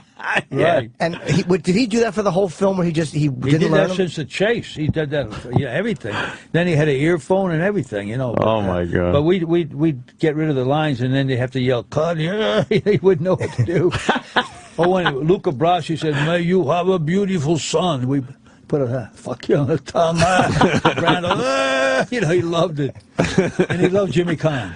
Oh, did he? Because Jimmy's so funny. Yeah. Jimmy would tell Brando a joke, and Brando would have to count 3 before he'd get it. Then he'd go. Yeah, But James Caan was in 1, here. Yeah. Godfather 2 wasn't as much fun because Jimmy wasn't on it. You know. Oh, that's right. Yeah, he came for sure. 1 day or so. Yeah. Yeah, for some kind of But Brando loved it. flashback. Yeah. Oh yeah, and Brando wasn't in part 2. He said no to the flashback. Yeah, scene, right? Brando wasn't either. You know. Yeah, that was the one really De Niro was in a lot of the De Niro was earlier. wonderful in that. Yeah. God, I saw. I guess it was an old Twilight Zone with you in it. Oh, was that called Miniature? Yes. That was in litigation for 20 years. They couldn't show it. Then they brought it back. You know what? Why was it in litigation? Because when I saw it, I'm like, I don't know. It was something. Yeah? Something happened. I don't know. Sometimes you see a Twilight Zone and you're like, how in all these years that I've been watching this show did I not see this one? And that was one of them. I was like, Yeah, I know. For a long, there was a big hole in the thing with that one. Well, there was music in it or something they couldn't get the rights to. Was there any music? Maybe. Sometimes Could be. Well, then you could switch It it was out, really no? good, though, man. Wow, what an odd character Very you odd. were in What that was that one? What was that one about? He had some mother issues and some relationship issues. That beautiful actress was a model. She married Sidney Pollack. Really? And lived a long life, and Sidney passed away. Wow, yeah. Claire, yeah. Yeah, that was, you started off in the, what, did you do any of the Playhouse? The Neighborhood Playhouse. Yeah, Neighborhood Playhouse. And one night we did a play that was a nice part that I liked. I kind of connected with it. And Kim Stanley, Bob Mulligan, Horton Foote, and his wife came, and they saw me. And 3 years after that, when they were going to cast Boo Radley and To Kill a Mockingbird, Horton Foote's wife said, "What about that young man we saw in that play?" So that kind of helped me. It's amazing how, even a couple of years later. You got people help each other. You know, the group, young actors, I say, what should you do? They say, what should I get with groups? I say, you have to be with groups. Operate out of something other than. And then someone gets a project, they remember you, and there you go. You've had because it's hard to imagine, but you had a 10-year career, like a legit career before The Godfather. That wasn't the beginning for you. No, No, I did with Phil Kaufman. I played Jesse James in the Great Northfield, Minnesota Raid. I had quite a few films before, yeah. And then The Godfather was. Somebody told me on the Howard Stern show that the guy that the studio wanted with some big names for the part of Tom Hagen. Paul Newman, 3 or 4 big names.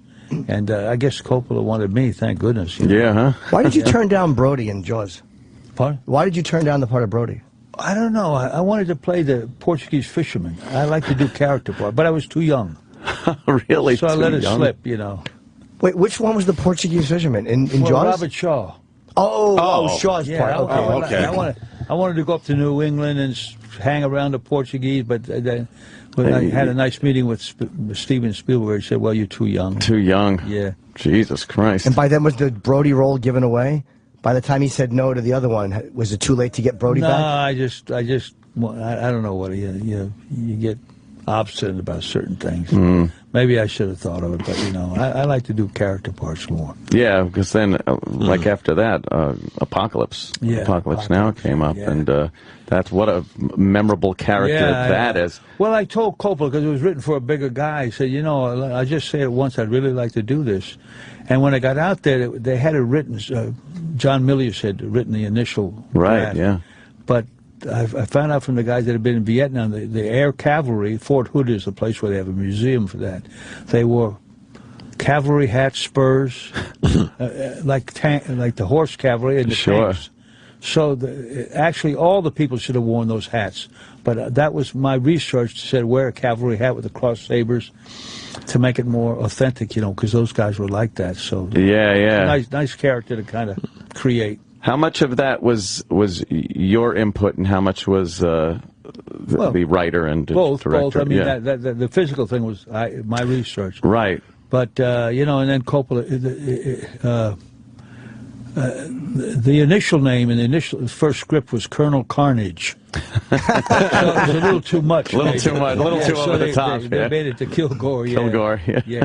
And then I saved a baby's life that one of the Vietnam guys told me about. I maybe killed his parents right before, then I saved the baby. So they cut that out of the first one. I said, what are you doing? And in the Reduct, where they re-edited it, right? They put that back in.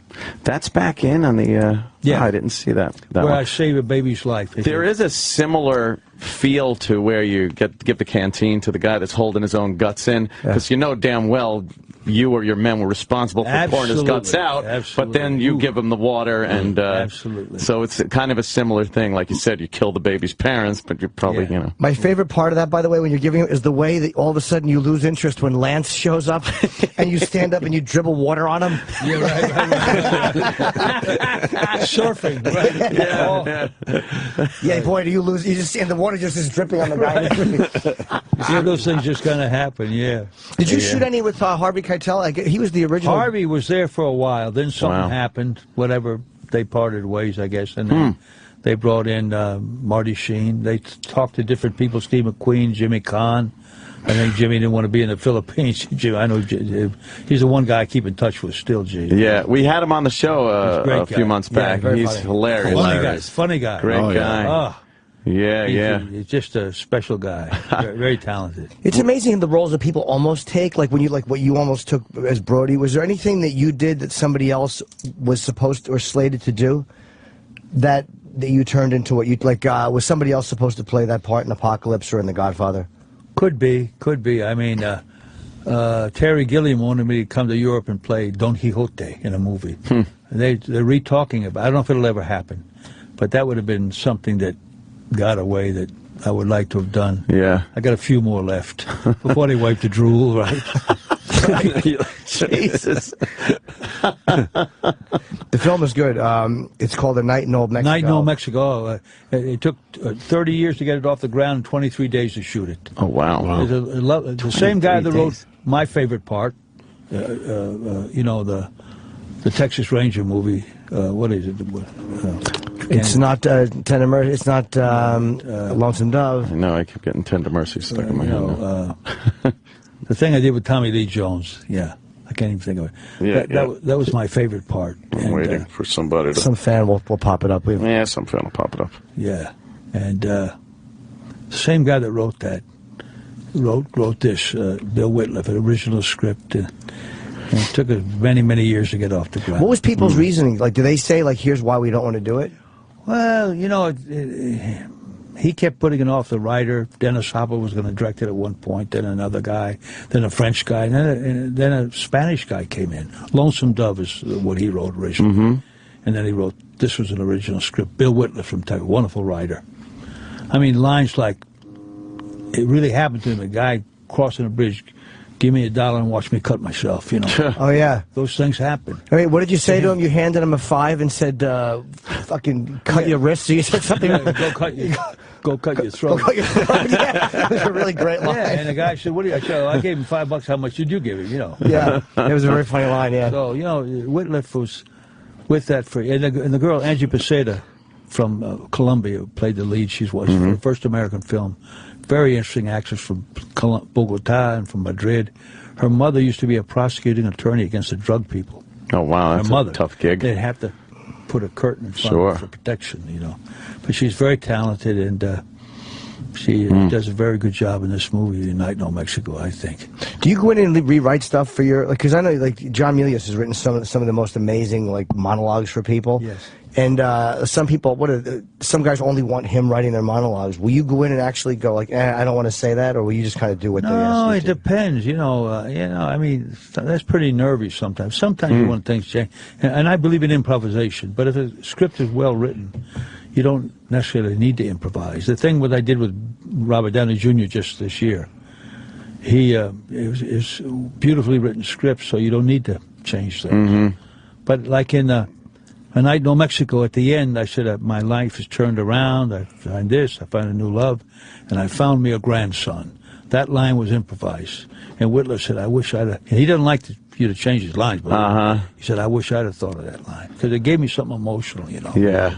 So some things happen at the moment where you just do it, but you can talk with somebody, but to change it yourself, you got to be careful, you know. Some people do that. But it's pretty nervy sometimes. Oh, Colin Quinn tried to change the entire script of Crocodile Dundee 2. Do you know who Colin Quinn is? Of course not. Colin Quinn? Who is that? Exactly. Just, if you understand the joy you just gave me. He's a friend of mine. He's a clerk. He worked in comedy for a while. Clerk. And he's married to a woman named Diana Urbani. And he was in Crocodile Dundee 2, and he came back and he rewrote the second half of the movie. And he gave it to Australia? No, he's an American, but they were doing it, and he had a very small part. Yeah, a very small part. And he actually rewrote the second half of the movie and handed it to the director, making himself a bigger part of the movie. Saying here, I think Did they take it? No, they certainly didn't. No. What a ballsy move. I never heard of him either. So. At least he tried. At least he tried. He tried. He sure did try. Absolutely. And you said that you would, because you talked to Spielberg, you guys obviously know each other, and you said, I guess in 2002, that you wouldn't work for him because he had visited Cuba. Or was that overblown, or did you actually it was say a little bit overblown. They deleted what he said, and then Charlie Rose wouldn't delete what I said. So I was kind of hung out to dry. What had he said that should have been included? Well, that he said he never said those things, that he spent the best 8 hours of his life with Castro. Maybe he did never say it, but I said, people say that. Why would they say that? Because Castro's no great guy in certain areas. Quarantines gays and everything, you know. So then I got in trouble for that, you know. Have your politics been difficult? Because Hollywood's fairly one-sided. Has not being, like, towing the company Liberal line. trick, you could say it, Jimmy. Well, I don't know. You know, it's like has it not towing that company line kind of given you any problems? What about you? I'm in the middle, kind of. Yeah, I'm more in the middle. People think like my wife's from Argentina. She switched her positions. She used to be culturally conservative and open more on the other side with money, but now she's more conservative, more open. She calls herself a tree-hugging Republican. Oh, wow, that's and she thinks that, you know, terrible things is true, happened historically to the black people and everything. So I don't know. I know most of the conservative women I know believe in pro-choice. But you never heard that stated publicly. No. So, you know, I mean, there's overlaps of contradictions. Well, it's easier for people to just classify people by one thing. If you say you're a Republican or you're a conservative, they think you're every bit of a conservative, where you're pro-life and this and that. But, I consider myself pretty conservative and Republican. But there are some things that, believe me, well, I'm trying to fight the good fight every day. Yeah, that's okay. It's tiring. Well, you know, like my friends that I have on the border, sheriffs. The one guy, he ran 2 FBI guys out of his county, so you don't have any jurisdiction.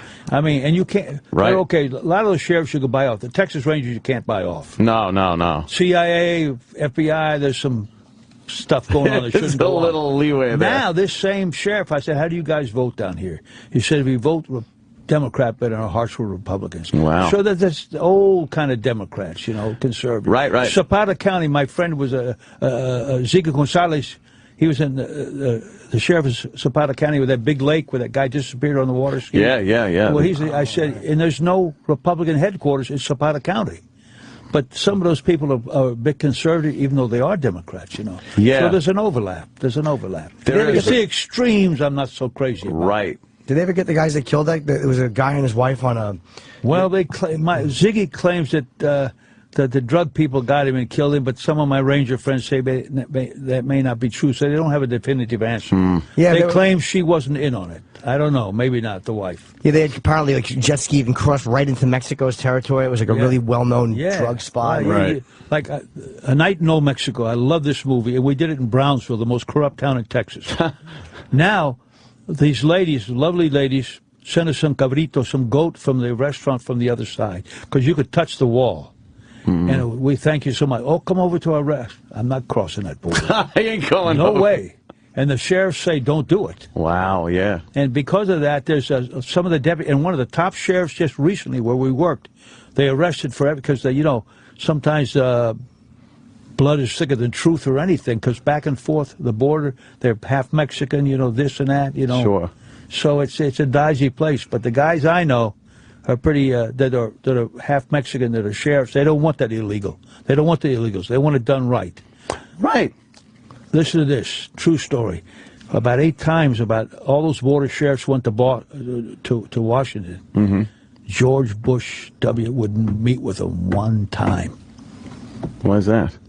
Well, he said because he's an asshole. That's what they said. I mean, you know, and Bush did some good things. He's African, he did some good things. But, you know, I don't know why that is. They sent money to the other side, but they wouldn't reinforce these sheriffs with their problems with the drug people coming across. It just does. It seems like the border protection on our southern border just doesn't get the financial backing, just the backing of the government. It doesn't seem like the administrations want to. Well, you know, if you boil it down, the Republicans want the workforce, the Democrats want the vote. Right. Of those illegals coming in. And that overlaps too. You know? So I don't know. It's a pretty complex situation. Dodgy situation. What about, I got to ask, of course, what Second Amendment, you a Second Amendment guy? In what way? You know, that we do have the right to bear arms. Absolutely. I don't have a gun in my... I do have a $45,000 pistol that the Rangers gave me. Wow. And my friend General Bill Keyes, the head of Colt, gave me 2 beautiful pistols with Lonesome Dove pictures of my movies in there. But other than that, as trophies, we don't have guns. Not that I'm against them, believe me. Right. I believe you should. I just don't want guns around because I'm not an expert with it. Although I believe in people should have guns. Yeah, I just feel that every time something happens, that more legislation is put on the legal gun owners that aren't the problem. And then they throw, you know, laws in there that don't really do anything for the gang violence and everything. Well, you know, this same sheriff, Arvin West in Husband County, he tells every people on the border, he's right on the border, to arm themselves in his county in Texas. Why wouldn't you? Because they're coming across. Did you not want to go across, too? Because a lot of people, Mexico scares me. Like, and is that why were you afraid of kidnapping? At the border. My friends just recently competed in the World Championship live pigeon shoot in Guadalajara. That's pretty safe. But along the border, it's like what used to be in Colombia. It's moved up. Yeah, it's very dangerous. Right on the border is more dangerous than if you go. Yeah. Oh, yeah. One guy who traveled around. It was one of the most dangerous parts in the whole world. That border. Amazing. Oh, yeah. And again, just no resources given there. Yeah, they say certain parts of Texas are really, like for 20 miles from the border and about 20 miles in are quite dangerous. War zone. Of course, you can private property. You can do like. and then Arizona's another thing. And yeah, it's a tough thing. Yeah. So one of the sheriffs said we're tired of being the first line of defense for the people in the state of Iowa. Yeah. So. And then they call the guys who want to stop it, because there is a lot of crime. They call them racist for wanting to stand there and kind of keep people from illegally coming in and possibly causing a problem. You know what was called the most racist city in America at one time? What? Boston. Oh, yeah. So, the South, it's not, Yeah, well, it's all, and you see what happened now at the Beverly Hills Hotel? Oh, yeah. Yeah, so once it comes to Hollywood, you're scratching at your door. Oh, now we'll change our view of what these radical guys are like. It really is astounding how out of touch a lot of the people in Hollywood can be when it comes to issues like that. And it is amazing that they even did anything about the Beverly Hills Hotel and stopped going. Well, they had to. They had to then. It was so in everyone's face. It's like here in, I had a lot of liberal friends in New York that were voted for Giuliani. But for president, no, they said. But for at your own back door, when he kept the city safe. Right, yeah. Which some people don't even want to admit, but I think he did. No, I remember New York pre-Giuliani and post-Giuliani, and night and day. It was really crazy driving in, and the squeegee guys, and just the quality of life issues, bringing money into the city, making it a place for tourism. And then, you get de Blasio in, and he's talking about we need to change New York for the better. It's like, what do you want to change to what? Change it to what? Yeah, change it to what? Back the way it was in the 70s Back or the way it 80s. was. It was a crazy place back then. Yeah. Yeah, Giuliani did an amazing job. The whole get rid of the hookers A lot of thing. people don't like him. But yeah, I asked Pete Hamill that one time. I had read that a lot of liberals in the beginning, maybe not the mainstream Democrat, but some of the liberals were at the beginning were for Giuliani. Yeah. Once again, to keep the home turf safe, but not for the presidency, He had that reputation of being a hard prize because he went after the mob in the Fulton Street fish market. Like, he had a pretty good reputation in New York of being a guy who dealt with crime properly. And the hypocrisy of, obviously George Bush took a lot of crap from the left, and then you get Obama in there, and he talks about this transparent administration, and all we've seen is scandal and cover-up. And no answers to things like Benghazi. Well, the Benghazi thing, there should be answers. I mean, there should be answers. And then they talk about it like it's a joke. Like if you bring it up like you want answers, it's like, oh, you're politicizing the whole thing. No, we want answers. And I'm sure there's some Democrats that agree with. Sure, I bet. Wanting to find out what the truth was. Yeah, but they can't say too much. No, I know it all becomes politicized, and no one gets any answers anymore about anything. And how does Nancy Pelosi not have to vote on that? Oh, how are you allowed to not vote? Henry, what's his name? Reid? What the guy? Harry Reid. Harry Reid. Oh my God! You like him or don't like him? It's tiring. It's exhausting. The way he went after that guy, but that guy went too far. That guy Bundy out there. Yeah. Too racial. Absolutely. And I'm sure there are other ranchers out there that might disagree with him. That was a big issue, and if you look at how the government deals with things like that. You want to discredit someone like that so he doesn't get the support, because he was getting a lot of support when militia guys started showing up, and then he began to feel that he could say anything. Maybe he said the wrong things, and then all the support goes away. It's like the guy with the basketball team. Oh, yeah. Sterling. Wow, that guy's out of his mind. Yeah. And then, well, at least he's on the news now trying to help and talk about his case, and it's making things 20 times worse. What about when Dinkins ran here? Didn't Al Sharpton go after him? Al Sharpton, I thought he was on Team Dinkins. I'm sure he was on Team Dinkins, but he probably went after him, Oh, too. yes, he did. He was dropping like N-bombs on him. Yeah, exactly. Yep. Yeah. That's another thing. How Reverend Al is on TV as a legitimate host on a news program when years ago he was just race-baiting kook.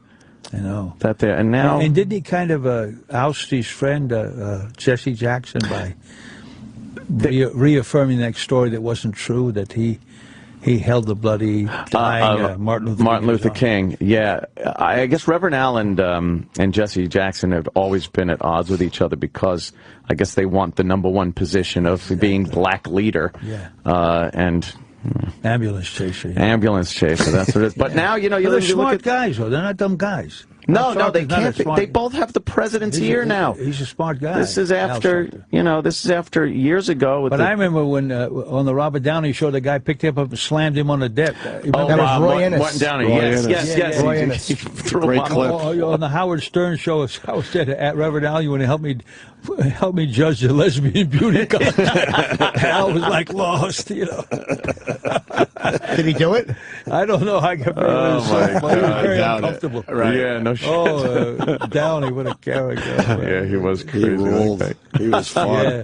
That guy was fun. But let's get come on. The Yeah, we big gotta plug get the big for the plug. movie. It's called A Night in Old Mexico, and it's extremely well acted. Yeah. And, Sweet, small. They call it a yarn. A yarn being a tale. Right, spinning a sweet, yarn. fictitious Yes. tale, and nice beginning, middle, and an end. Not a lot of violence, but it's a nice story that Bill Whitliff wrote, and we brought in. There was a French director that came over, and he wanted to direct it, and we took him to Texas, and my friend drives around Texas in his Bentley. He's an oil guy. Sit down here, Frenchie. And as the French guy sat into the chair, he threw a pistol under his seat. He sat on the pistol. Oh, then he is a gangster, he said. So he disappeared. And then Emilio Aragon, he's quite a prominent figure in Spain, had the money, loved the story, put up the money, the expertise, and came over and directed it. Wow. From Spain. So usually you film things like that in New Mexico, better rebate, but they were able to do it in Brownsville. That's where that Marine was held for 4 months, remember, right across. Yes, That's yeah, why yeah. I wouldn't go across the border. Right? Why was the Marine held there? Remember the guy? Yeah, it was a weapons charge. Yeah. And they had held him there with nothing, with no charge, no right. trial. That was Brownwood, right in there, Brownsville. Yeah. But I loved it down in the Rio Grande Valley, and there was a wonderful Mexican restaurant, some of the best beef ribs I've ever had, Argentina or anywhere. But they had to move from Mexico over because they were so. They tried to get youth gangs would come and try to extort money from us, so they moved the restaurant over to the American side. And kidnapping is a big issue there. I If think they so, know you're yeah. wealthy Yeah. and Yeah. prominent citizen of the There's some United wonderful States. Mexican people, and I like, but that border is very touchy. Well, it's such a corrupt government, and the military, anyone can be bought off down there. But where does that dope go? Up Hollywood's nose, up Chicago, New York, here, So there's a two-way thing. You know? Right, yeah. When Giuliani went to Mexico, he didn't trust the police. He brought his own security. Did he? Sure. Yeah. I told Giuliani when I met him, I said, you keep New York, I'll take Buenos Aires. I love Buenos Aires. My wife's from Argentina. Yeah. I love long Buenos you been, Aires, but you got to be careful doing business there. We took 100 pesos out of a money machine. 10 of the pesos were fake. Oh, shit. Wow. Money machine. Who's loading those up? I Is don't it supposed to be the banks? Yeah, and there's a guy, a wonderful actor that left there because the bank took his money, so he moved to Spain from Argentina. So it's easier for us to send money for people to work for us to El Salvador than to send money to Argentina. How much is a peso in New York? That I forget now. It varies. Yeah. Is 100 pesos a lot? Well, I don't know the exchange rate either. I don't know the exchange. I have like no idea. But Probably. I love that city. It's a walking city. I really like that city a lot. Buenos Aires. Yeah. You get recognized overseas a lot? Yeah, ídolo, idol, ídolo, amigo, ídolo. You know. Yeah, it's nice.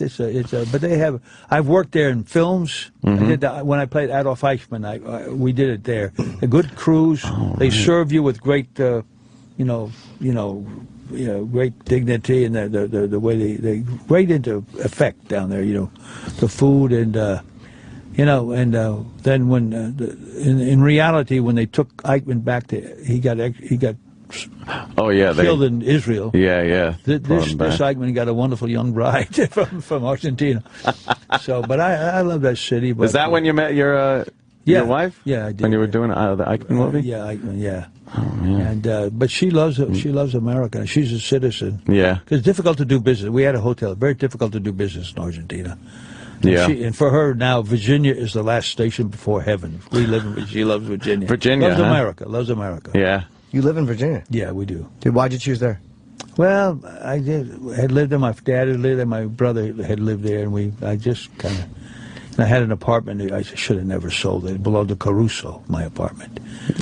And I could have I sold it for a profit. But Oh, now okay, now you make millions No shit, on apartments in New York, I hear. Yeah. Ooh. Yeah, the prices are It's crazy. Yeah. But, you know, so I don't get to New York. We take the train up. 3 hours you're here. Oh, right, yeah. Robert Duvall on a train. Yeah, I know. I would think it's. I love the train. Yeah. Yeah. I would think it's private planes everywhere. No. I don't like those small planes. No. No, huh? No. Robert, I got to Yeah. ask, how are you staying healthy? You look great.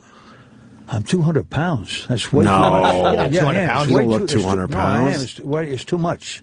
You look I great. got to get it down 10, but but I try to keep in shape. Yeah. How tall are you? Hang out with young people, younger wife. I try. Right. Oh, yeah. Try to think young. Right. How tall are you? You don't 200 pounds. You don't look 200 pounds at all. Right there. right there. Right there. Yeah. What do you weigh? I'm like, 180, something like that. Yeah, I wish I could get down there, man. Well, if you want to know, I was at one point 175, but I've gotten down to 150. I was over there with Howard Stern before. He got too skinny. Look at that guy. Is he all skinny now? Yeah. Yeah. You cut his can hair see off. that face. Yeah. Yeah, he's very thin these days. Yeah, interesting guy, good guy. Yeah. Well, that's the TV. When you're on TV, you want to look a little thinner. Just Well, yeah, why am I explaining that to Robert Duvall? Yeah, but his is a radio show, isn't it? Yeah, but he does TV too. Yeah, he does the. I don't know if the TV's happening these days. Oh, I don't know. Yeah. Oh, what the? But they listen to him on the radio too. He got 20 million. Yeah. Sharp guy, very sharp. Long career. Yeah. That's for sure. I like it. And I just explained to Robert Duvall that the camera adds 10 pounds. Yeah, I am a true Yeah, ass. maybe that'll add even 10 more, right? I am a fool. Yeah. So the movie comes out. It's in theaters. And on iTunes this Friday. That's smart to release On demand, too. On demand. And this Friday, May 16th, it's pretty much out everywhere. Yeah. But if you're home and you don't feel like leaving the house, or if you're lazy. You can do that. It's amazing in modern day, right? Yeah, it's wonderful. Do you like that, or does that make it harder for you guys? No, to make I like money? it because I could hear it better. Go to the theater, the mix is not good, the sound, so I like it. That's especially at the end of the year when they come in, they send them out to Academy, and I like to watch We it. get those now too. Yeah, They're nice. watch all that. Yeah, we watch it love at that. home. That's a nice perk. Yeah. Oh, for yeah. us. Yeah. This was awesome. Yes. Wait, I like. I just got to play this. Hold on. I don't care how many Dago, Guinea, what greaseball Goombas come out of the woodwork. Right. What a great scene that was with Waltz. Oh, Walsh, yeah, in his house, right? Yeah, right. One of the greatest horse. transformations of a character is when Waltz finally realizes you're with Don Corleone, and you sit down to dinner, and he's like, I'm sorry, Tom, you should have said who you were with. And he gets so pissed as he's going along that by the end he's just, now you get the hell out of here. Right. But the dinner started kind of nice. Yeah, kind of nice, kind of civil, yeah. Yeah, and then and you didn't say a word. It was all him just working himself into a frenzy and then throwing you out. And then he finds a horse's head. Oh, yeah. Yeah. Take care of business. Wow, yeah. What was before we close? Can I just Hilarious. ask you, what was John Cazale like? Because Nice guy, good actor, nice guy. Yeah, it's been so long. I didn't know him that well, but he's a very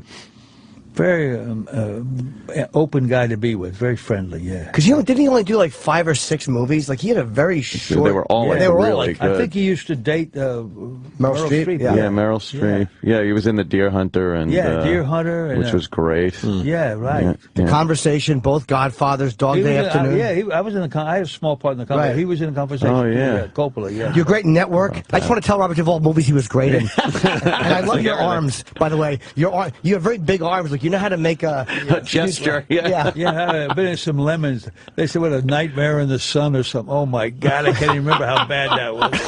Oh, my God. Yeah. Did you know it was bad while you were making it?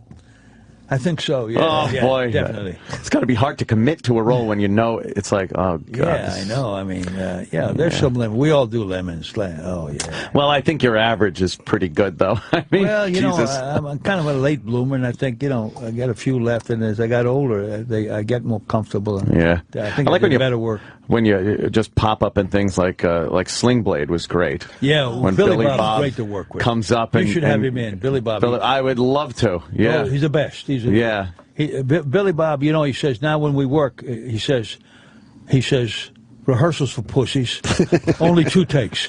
Two takes? Yeah, some of these people beat 100 take, whatever. Right, yeah. Yeah, that was great to work with Billy. Only 2 takes. That's a lot of pressure. Very gifted. Yeah. He's in the movie too with Robert Downey. He plays the prosecuting attorney against me. And Downey plays the guy that's defending me. I'm the judge. It's called The Judge. Very smart, smart script. Cool. Yeah. Oh, we're getting the wrap up. But A Night in Old Mexico, I love this movie. It's a small movie, and I just love it. Yeah, it's extremely well acted. And this Friday, again, on iTunes, on demand, or go see it in the theater if that's what you prefer. But I highly recommend it. Great. Robert Duvall, amazing. The Opie and Anthony. Who's Opie and who's Anthony? That's the Opie, Anthony, Jim and Norton. Jim Norton is Italian? Oh, yeah. Yeah. There's a lot of good Italian restaurants in New York. Yeah. Let me tell you something. There's some good ones in L.A. too. Yeah, I haven't. Every time I go out to L.A., it's like I'm pulling a heist.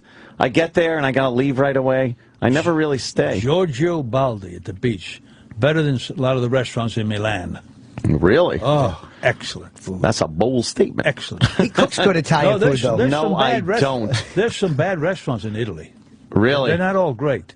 Imagine you go there and you how's that possible? Blow it by going to a crappy restaurant. How do they? I like Carmine's here. I like Carmine's. Carmine's is nice. Yeah. It's nice dishes. Carmine's is nice. I like that place. I like that place. There's there's a pull chain toilet. Yes. We could Louis put in the Bronx. Louis in the Bronx. We could put the gun behind the toilet. Right. You know Don Pepe in Queens? Don Pepe. Good food. No. Yeah.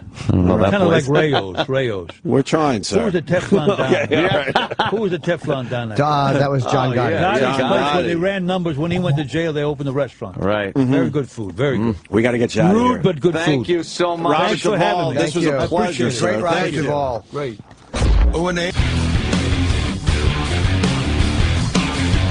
Robert Duvall was great.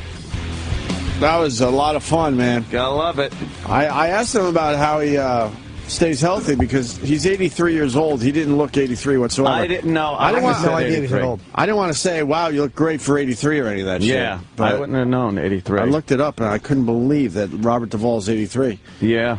He was a guy that kind of looked older than his age, and now he just looks really good. Because, he was doesn't bald look at like fucking 25 years old. But he doesn't look like he's aged in the last, I don't know, 20 years No. easily. He seems exactly the same. I had no idea he was that old. I probably thought he was 74, 73. Yeah. 83 years old. Wow.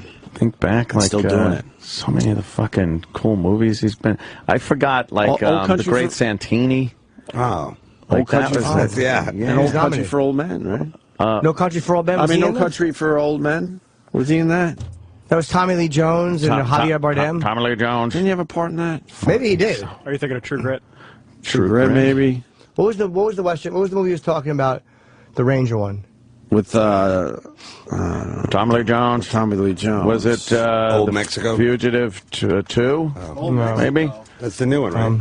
Also Falling Down. Isn't Falling Down? Defense! Oh God, he's been in everything. He's been in so many fucking The movies. Apostle, A Civil Action. Did you do Godfather line still? Tom. I I'm afraid we're gonna have to played make you this one. I don't care how many Dago, Guinea, what greaseball goombas come out of the woodwork. Said it right to him. I said something when he walked in. I said something like, "Doesn't the room smell like napalm?" And then I elbowed him. Because... Oh, Jesus. We gotta introduce the fact that David Attell is on the show now. It's a hard follow. No, Bobby stop. Duvall, now this. Bobby Duvall. I love when they, like the other celebrities call him that. You know, it was Robert Duvall, but it's like, yeah, it was me. Bobby. It was me, Bobby De Niro, Bobby Duvall. Marty Sheen. Chuck Heston. Me and said- Chuck Heston. Were, Chucky Heston. He said Marty Sheen. Yeah, I know. Marty He did say Sheen. Marty Sheen. We're not allowed to say Marty Sheen. Tom. That was always something as a kid that made me and my brother laugh, was watching The Tonight Show and seeing the celebrities come out, and they would tell those celebrity stories, and they'd say, like, yeah, me and Chuck Heston. Right. And me and my brother just thought it was the funniest thing to be like, yeah, Chuck Heston. You and your brother. It didn't take much to make you laugh. No, it didn't. No, we just laughed at the goofiness. It was kind of douchey to hear the celebrities saying names like that. I don't know. The gregariousness of it all. Yes. So what was he in promoting, though? He has a new movie out, right? Yes, it's called A he Night in does. Old Mexico. Yeah. It's a little picture. He plays the same guy, amazing. The has had it cowboy. You know, it's like I've had it, and I'm a cowboy.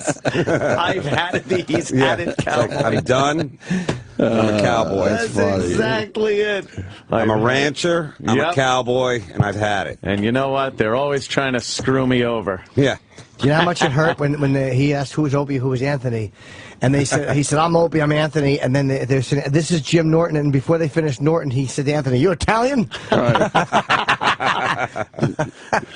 You didn't get that moment for it to just sink in. No, it serves me right. And how about the Colin Quinn? Oh, that Who's was my favorite. We got to make that into a promo. Like who? Robert Duvall beating the shit out of Colin. Because Colin Quinn, you ever hear of him? No. Let's get Colin on the phone to make Poor sure Colin. he knows that Robert Duvall said that. Can we do that? I'd like to have the clip ready. Can we get Colin Quinn on the phone?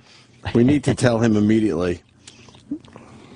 We need to do that. Dave Attell, you got Comedy Underground, new episode Saturday night on Comedy 1 a.m. Central. 1 a.m. Saturday. I thought it was tonight. Sorry. Oh, Thanks, Jimmy. Jim. 1 a.m. And this week's episode features Jim Norton, Bob Kelly, and a whole bunch. Oh, and Farrah Abram.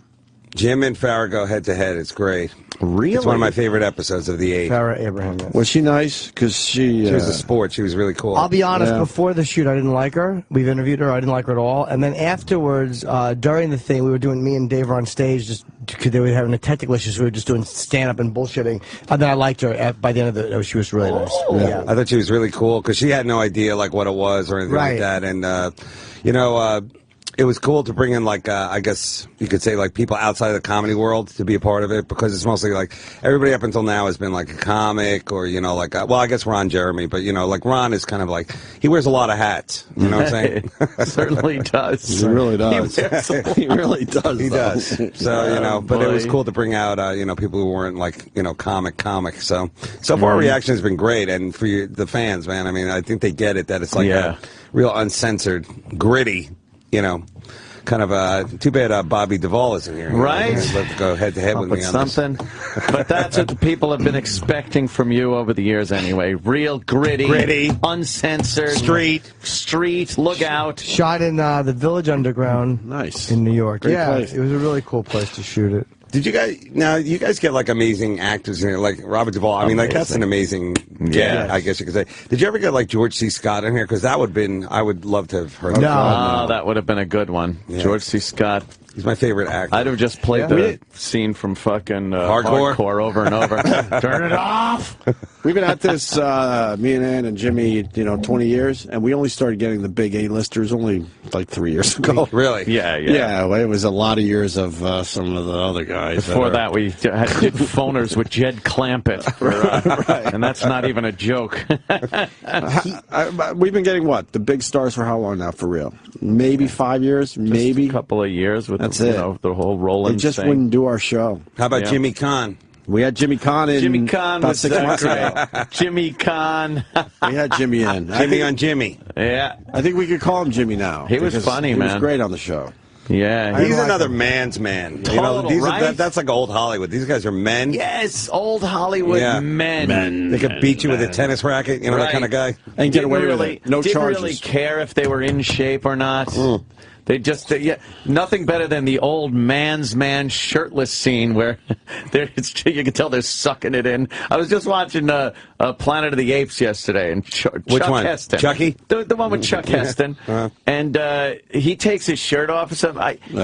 He doesn't even look human. He's sucking in his gut so much. Is he sucking in? It's making like 2 big lumps on the side, and you can see his... He's got bloated bloated tits. liver poking out from Bloated fucking tits and no one baloney cares. tits. But back then, women were like, oh, Chuck Heston takes his shirt off. What did we call it? We used to do that bit. In shape, out of shape. In shape, out of shape. A lot of our heroes were in shape, out of shape. John Wayne was in shape, out of shape. John Wayne, when he'd fucking do the same thing, he was like the big barrel chest, but a gut.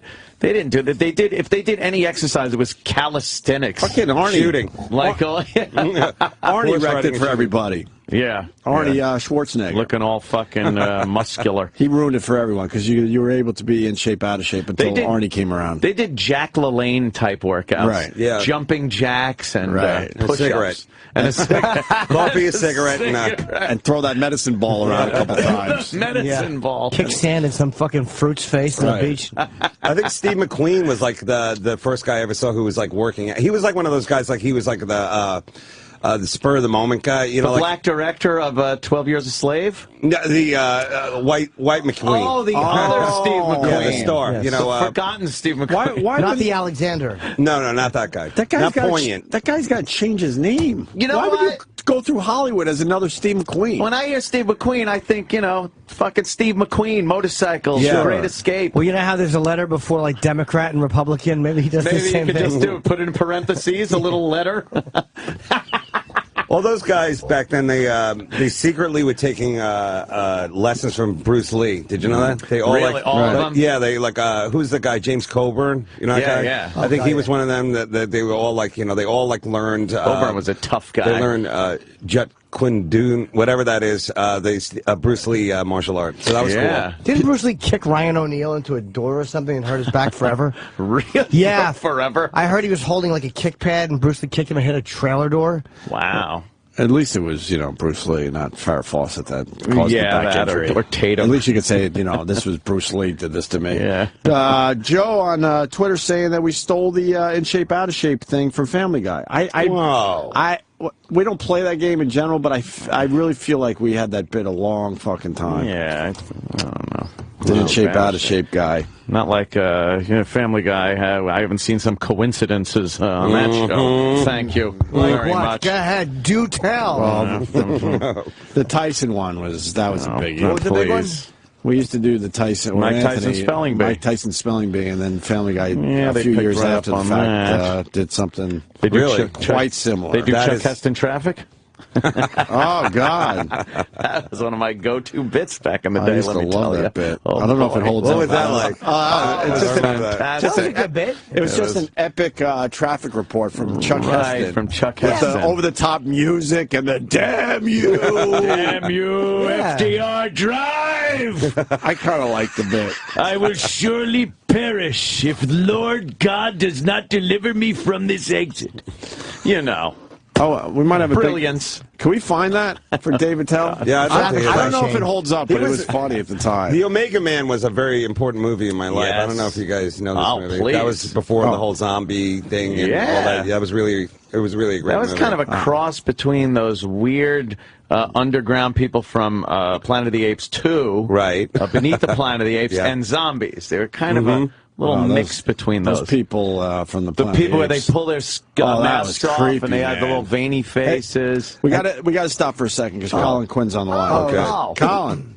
What about Colin Quinn? Why am I calling in, by the way? I got a blind text from Roland to call in. Oh, good. So you don't know shit. why we're calling. No, this is exciting. Do we have the actual clip? Yeah, I have it. All right, we have the actual clip. So we just want to make sure that you hear this. Okay. All right. All right. Here we Colin go. Quinn tried to change the entire script of Crocodile Dundee 2. Do you know who Colin Quinn is? Of course not. Colin Quinn? Who is that? Exactly. That's just, if you understand the joy you just gave me. He's a friend of mine. He's a clerk. He worked in comedy for a while. And he's married to a woman named Diana Urbani. And he was in Crocodile Dundee 2, and he came back and he rewrote the second half of the movie. And he Is gave he it to Australia? No, he's an American, but they were doing it, and he had a very small He had part. a very small part. And he actually rewrote the second I have half of one the movie line. and handed it to the director, making himself a bigger part of the Saying, movie. here, I think Knocking this... Saul Dutton. No, they certainly didn't. No. What a ballsy move. I never heard of him either. So. At least he Actions tried. like that. At least he tried. He tried. He sure did try. Absolutely. There you go, Colin. Do you know who Do you know who we were playing that for, or talking to about that? Some Australian that comes over here and we give them giant tax breaks so they can make movies like Crocodile Dundee 2, and then No. try to shame me. No. That would have been Robert Duvall. It's Robert Duvall, Bobby Duvall. who does not know who Colin Quinn is. We didn't like it. And that made us very happy today. It's infuriating. Tom. It's infuriating that Bob called. You're out, Tom. Yeah, I was doing lines to him. I know you are. It's like, what are you, the Godfather or something? I guarantee you were bringing up some obscure movie. Acting like you were like, oh, I really love you in that Preacher movie. Shut up. No, we didn't. I didn't mention any. We kept it to the basics: Godfather, Apocalypse Now, and a couple of big ones. Oh, okay. Yeah, and I mentioned the Who cares what I mentioned? It was just Well, Twilight that's why I Zone. called to realize my name is being slandered around show business. Oh, you want to know how unimportant I am, by the way? We know you're unimportant, but I am as well. Because he was asking who is Opie and Anthony, and then as they're saying this is Jim Norton, he just interrupts to ask Anthony if he's Italian. Right. Do you have that clip? He didn't even care. Literally, he had no concept that I was sitting next to him and didn't care. Here's a clip of this. Great. Robert Duvall, amazing. The Opie and Anthony. Who's Opie and who's Anthony? That's the Opie, Anthony, Jim and Norton. Jim Norton. You're Is, Italian? Oh, yeah. Yeah. Italian.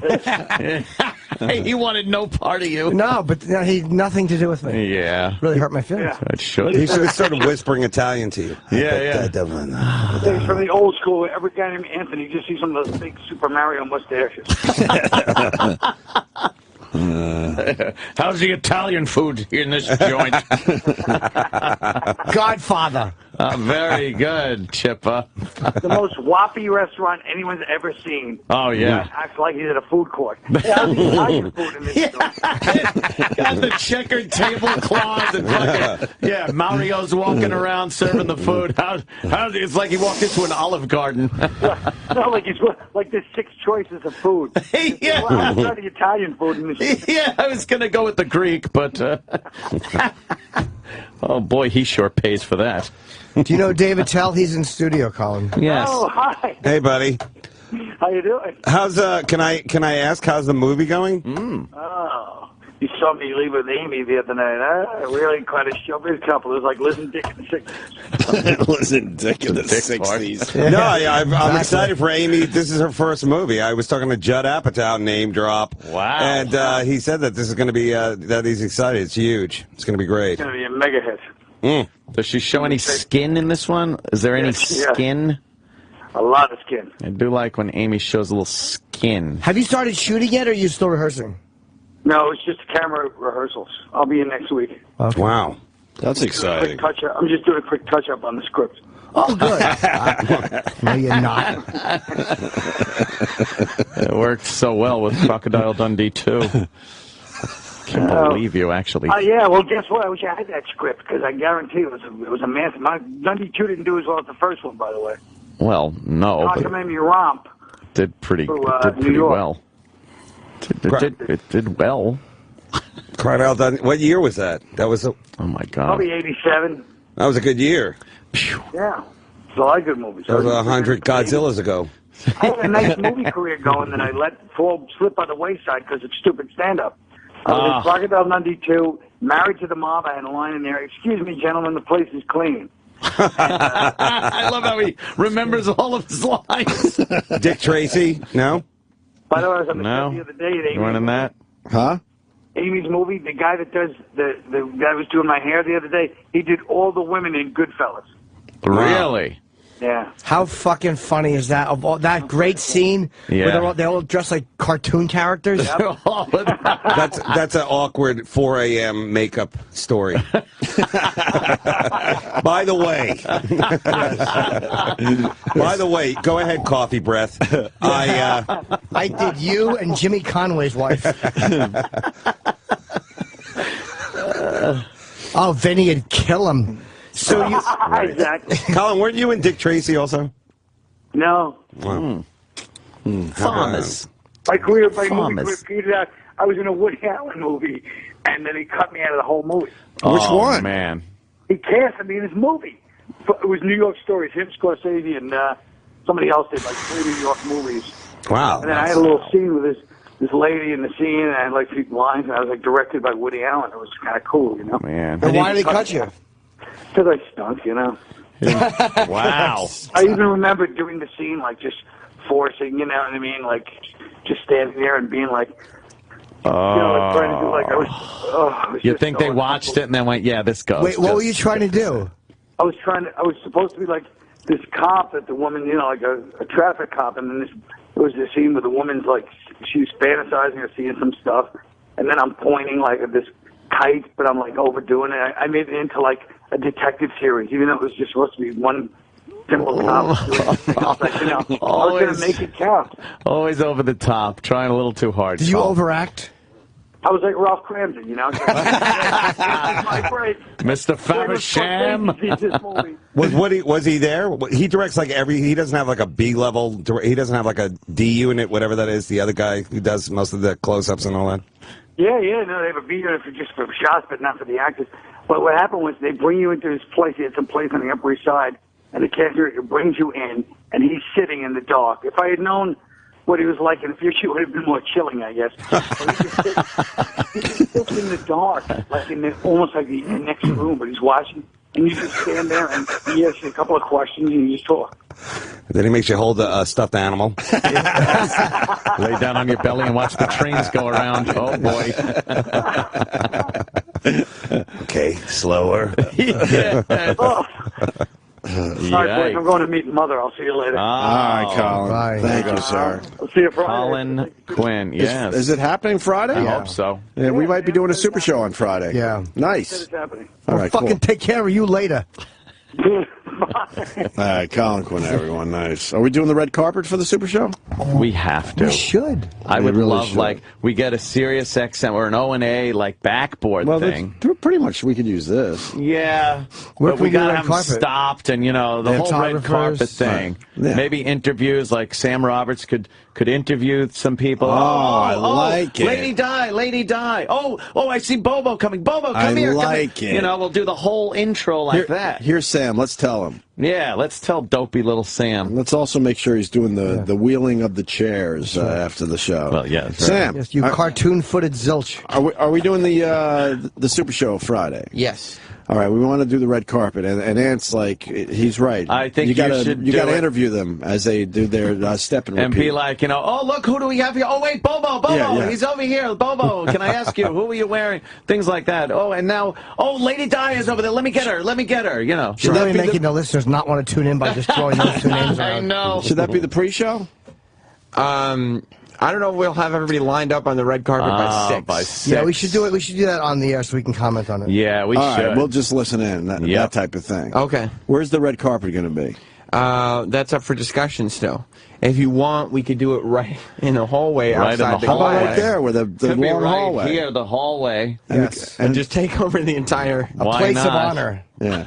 And then it just has to be something shitty behind them as they're getting their picture for the taken. big backdrop for the pictures. Well, we were thinking about bringing them in here and doing some O&A banners for a nice step and repeat with some branding. Well, we'd rather, be able to watch the action. It's got to be right out there somehow. Yeah.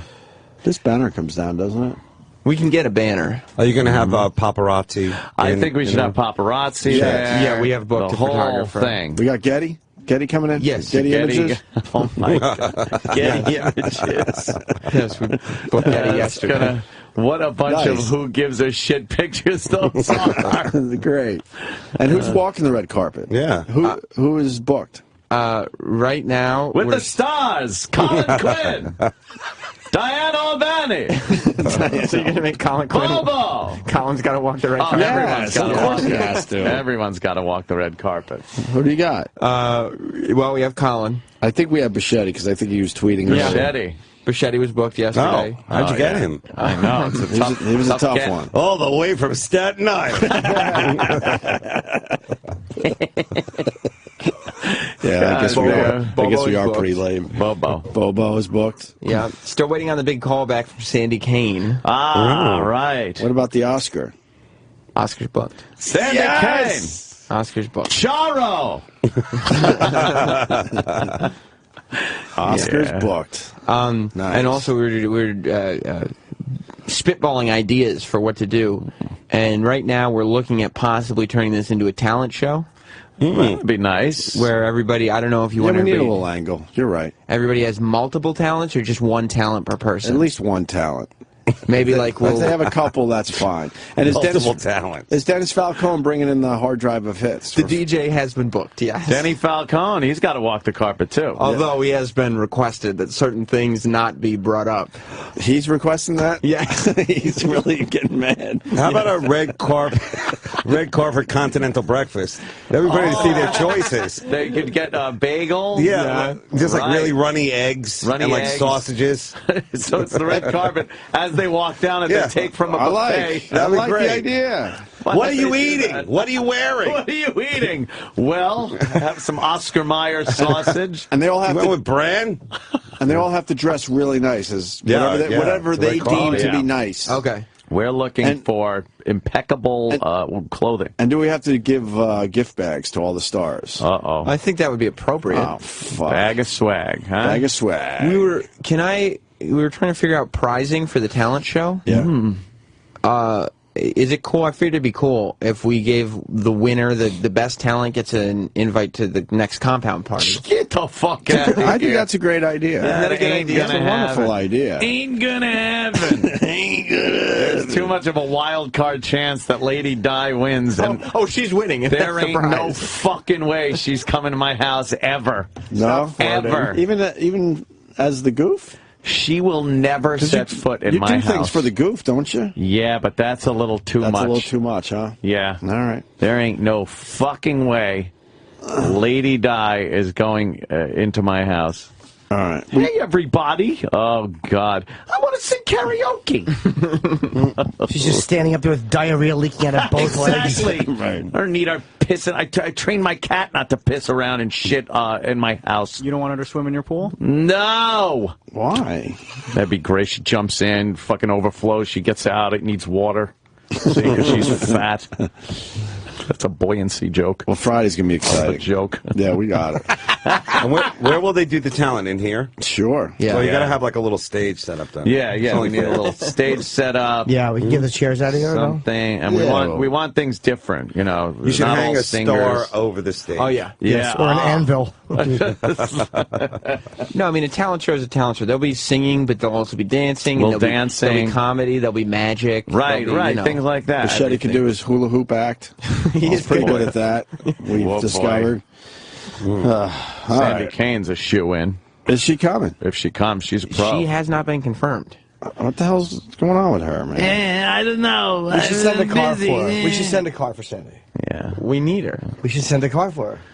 I'm making money on Times Square, man. Yeah, man. I can't fucking just drop everything, man. You guys aren't gonna pay me. You gotta pay me, man. Hey, you fucking sounds like Rick Shapiro. Come on, man.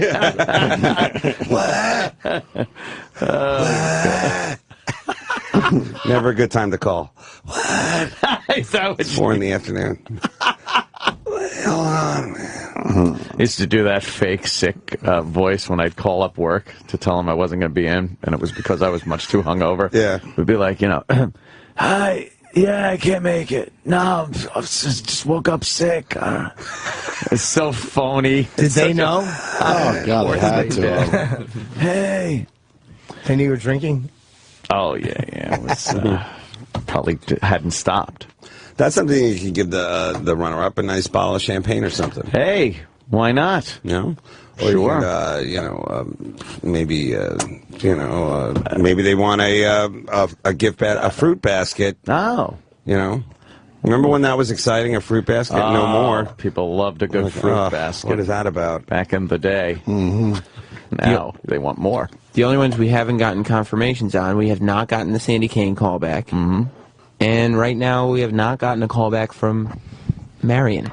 Marion. What We need is Lady that Di about? and Marion. Marion's a bag of shit. She really is. She really is.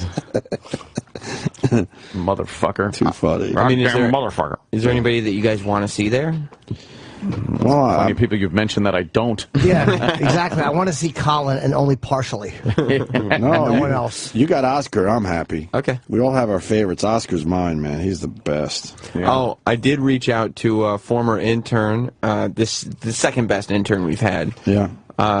Who will not be coming in. Wait, there's David and Cream Pie Jones. That's Are the it. only, David? No, Cream Pie Cream Jones. Pie? You won't come in? Why? Well, Cream Pie says if Opie wants me in studio, he can reach out to me himself. Wow. All Wow, right. he does not like you, Sam. Maybe not. I don't know. So why don't we call him? You want to talk to him? Doesn't he know that Let's bring Opie back the has shit show. people? And Opie has people I have that people. call. You know? Give him a call now. Let's see if he's up. Yeah. Cream Pie Jones. See if he's still on radio time. Yeah. Why are you giving me this? What is that? Iraq? Iraq? He was talking about us again today? Yep. Elvis Duran? In the 7 o'clock hour. In the 7 o'clock hour. That's a big get. Ooh. All right. Well. He played the Elvis Duran clip of us talking about him. He did. All right, but we have David Attell here. No, guys, it's all right. I'm just, Are we cursing? I'm a UN observer here. What's happening? Just making sure everything's in compliance. Well, we do want to make sure that people see Comedy Underground, of course, on Saturday on Comedy Central, 1 a.m. Saturday night, 1 a.m. Well, Saturday night, so it's Sunday morning. Well, how does that work? Yes, late Friday night or late Saturday night? It's Saturday 1 a.m. So you could say it's basically Sunday, the first show on television. Okay, so it's technically Sunday morning at 1 a.m. Oh my God. No, but if they say Saturday 1 a.m., then that's technically late Friday. Right. I don't know, guys. At this point, DVR it. Just see when it pops up. Yeah, I don't. That only no, we want to make sure people. Midnight show, Saturday midnight. Wait, it says new episodes Saturdays at 1 a.m. So that has to be late. You know what I mean? Late Friday night. No one says it's Sunday morning. Let's go out Sunday morning at 1 a.m. No one says that. Yeah, that's true. Saturday night. People still consider it part of the week. Sunday is the Lord's Day. There was no way we'd let that filth on there. Oh wait, no. So new episodes. CC would never do that. That means Comedy Central. Comedy Central. Oh, of course. New they might episodes. open up with a Boondocks or a something else, a positive message show, but a Keen and Peele or something. Exactly. But never. I've never seen them. You're filth. Keen and Peele. Yeah, I heard they're very. Well, funny. then you're a racist. Check it out. Is it a good show? I hear they're great. Yeah, no, they are. They have their own. I guess, were a team before the show, so they really have that chemistry going there. And yeah, they supposedly good. But Comedy Central, I think, has 4 sketch shows. Amy's is the leader, and then the rest of them, you know. Nick Kroll. Oh right, yeah. Amy's had I heard she had a really good show last night. I didn't see it. She is rocking out on that show. She's doing great. And I just heard last night was really good. Okay. Oh, Jimmy was on. Oh, I heard that. There you go. Jimmy was on. I get it now. You know what? It's funny. You're on, right? Someone did tweet that at me. Oh, okay. Jim, so you've done it seems like every week you have a little part on something. When are you going to well, I have go all in on an NCIS or something?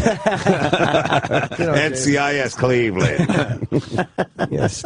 I'm working on my own. Jimmy's got something in the fucking pipes. Yeah. Mm-hmm. I was happy to be a part of. Yeah. I saw that. I saw a clip of that. It was fun. Don't say what it was, though, because I'm not telling you. No, I won't. And there'll be big a little surprise. There'll be quite a few little Easter eggs saved from the show. Oh yeah. Oh yeah. We have a lot more to film. We did a very minimal amount of filming, and we have much more to film in 3 weeks, I think. Wait, we got the live studio audience coming up. That's not. No. That was pushed back a month because of paperwork. It was union paper, which actually I'm glad they did it. I'm shooting that in June. Nice. Wow. So there's a lot more to, This is this going to cut into your touring? Do you think, or no? Oh well, let's hope so. Because that's fucking. I'm done with that. If that doesn't, I'll need some excuse as to why I'm not out doing it. Well, guys, I had a bad back. I played the Brigada, and it was the walk through the kitchen to the show. You guys have been backstage at a casino. Yeah. This one was the longest one I've ever done. Yeah. It was almost like I guess it started somewhere outside of the Holland Tunnel, and it just really basically we just kept walking and walking and walking, and then the turnout was not that great, but the people who showed up were amazing. But I was just it was this funny walk till almost basically the end of my career. I was thinking it's like we're gonna surface up and I'll be working at Manpower, 1992. And just so we don't get sued, the walk doesn't start at the Holland Tunnel. All right, Jim. This Jim. Yeah, guy who really openly thinks he understands the rules. Yuck. I'm sorry. We have to take a break. David Attell's here. He's going to continue with us. Yes, he's staying. What else? A couple new apologies we got to get into. Oh, I love the apologies. Maybe every this Elvis Duran day. audio either today or tomorrow, and Alec Baldwin. So we got. All right, Alec Baldwin had a little trouble in New York City. Yes.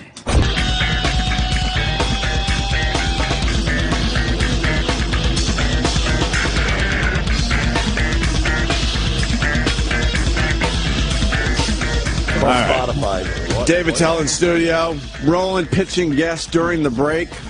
Worst time to pitch guests. We just rattle off no's. No. Because we want to just sit here and just chill, and he tries to get us to say yes to guests. Who do we say no to today? I love the no's, which bothers Roland. We got 2 yeses today, so it's a good day. What? What yeses? Clark Gregg. And We're not doing Clark Gregg. I didn't say boy. yes. And who else? And we're not doing the original cast of the Jersey Boys. No. Why not? Yeah, it's good. Aren't you a little young? The guy, he has Cherry. The guy, he did Frankie Valley. Yeah. He did the bikini, teeny weeny, itsy bitsy bikini. How's it sound, though? That's not. Oh, that's the other guy, though. Yeah, how's it sound, though? Why is it the original cast? Why do we Because really why do we care? he sounds like Frankie Valley. Okay. Well, He goes like, Yeah, we all like the original cast members. Big Girls on Craig. Big Girls on Craig. Yeah, yeah, yeah. How about an Avenue Q? How about bringing the original cast of Avenue Q? I actually did that. Really? You pitched that one? The original cast, ladies and gentlemen. Yeah. They're all right. For a limited engagement. They're puppets, for Right. God's sakes. Exactly. Damn For the love of bloody Christ. ape. Damn you! The original hands. Damn you, And the Major puppets. Deegan Parkway. Oh, we got it. What? We found it. So You did. when we first moved back to New York and got to do radio, Right. Oh, man. we came up with this bit called Charlton Heston Traffic. Right, because, you got to do traffic. Exactly. New York We kind of had to radio. do it, so we've said, all right, if we're going to do it, we'll try to spin it. Oh, a little my bit. God, I've So not. we found a 2-minute clip of it. This in a while. I don't know if this holds up. But I'm sure it doesn't, but why not? let's I'm try laughing this. already. I know.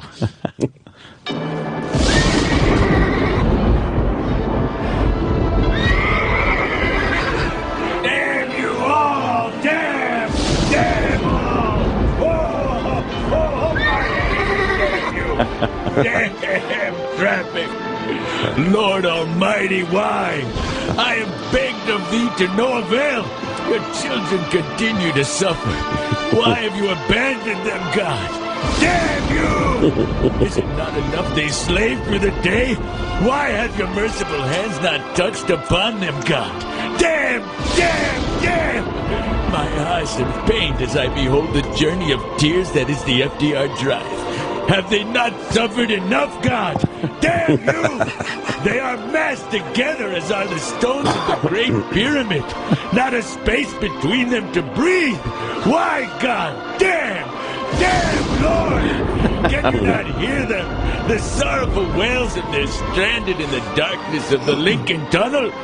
Does the murky waters block their cries from your ears, God? Damn you! Why do you test their faith so? Do thine eyes deceive me? Rubbernecking on the outbound Queensboro Bridge? God, no! Why? What pleasure does one receive stealing a fleeting glance at a fallen brother, only to torture those who follow you? There but for the grace of God! Damn you! Sinners! Sinners! I shall cast my staff across these waters and lead my flock home. Follow me in the name of God Almighty! Follow! Damn you!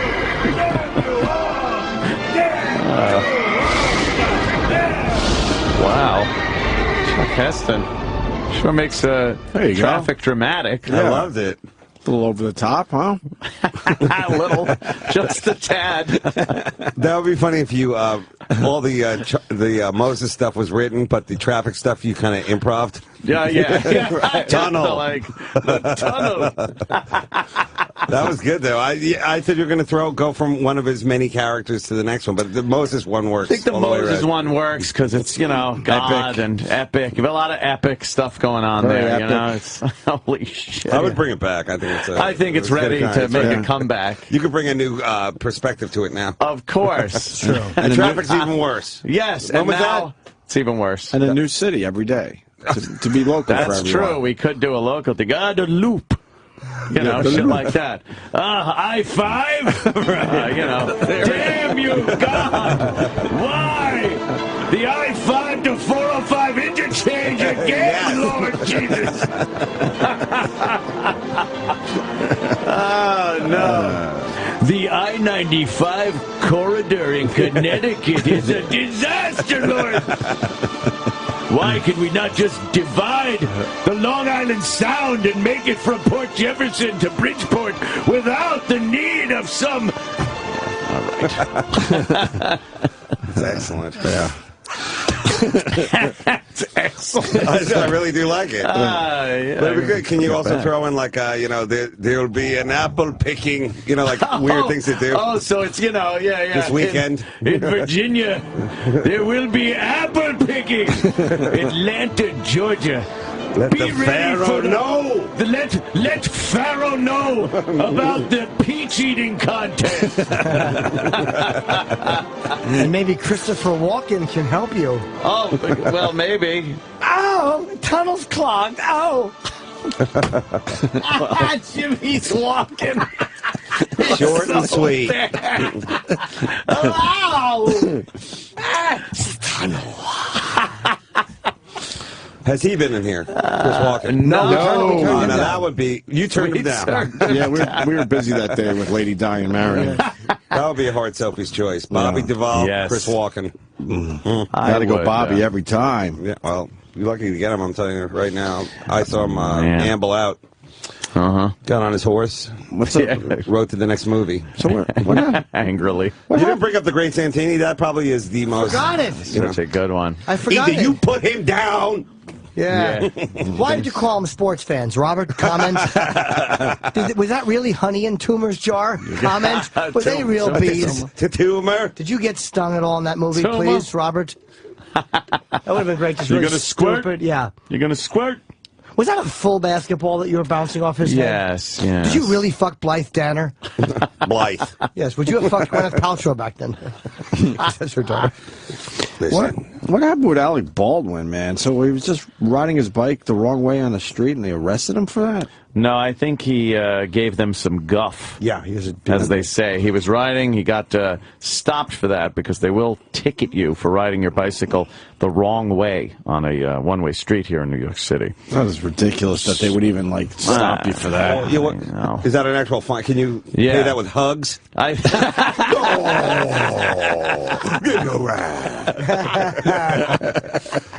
Where was That's this? horrible. What road was this? I'm trying to see it in the article. 16th Street, okay. It makes perfect sense, though, because... Against traffic on 5th Avenue near 16th Street. Really? But when you ride a bike in the city, sometimes you got to make some moves. Well, this is just it. This is a huge money-making move. Why do you think they put all this, the city bikes all over the city? So they could collect money from the fucking tickets that they'll be handing out for people not riding their bikes right. Come on. If you think it was just convenience for people, you don't know anything about the conspiracies in our country. It is. Well, it's a big conspiracy. Alex certainly had a tweet about that. Yeah, he's Although not... it's the AB Foundation. Yeah? Alec Baldwin Foundation. So technically this might not be a tweet from him directly. It's his people. But it's his people. But you know damn well there's a tweet from Alec. He said, get this fucking tweet out immediately. He tweeted, New York City is a mismanaged carnival of stupidity that is desperate for revenue and anxious to criminalize behavior once thought benign. Why doesn't he run for mayor? He really would actually be a cool choice. He would as a crazy people would vote mayor. for him, too. Crazy mayor guy. He'd be really cool. He'd treat it like a movie role. It'd be like, oh, I love this guy as the mayor.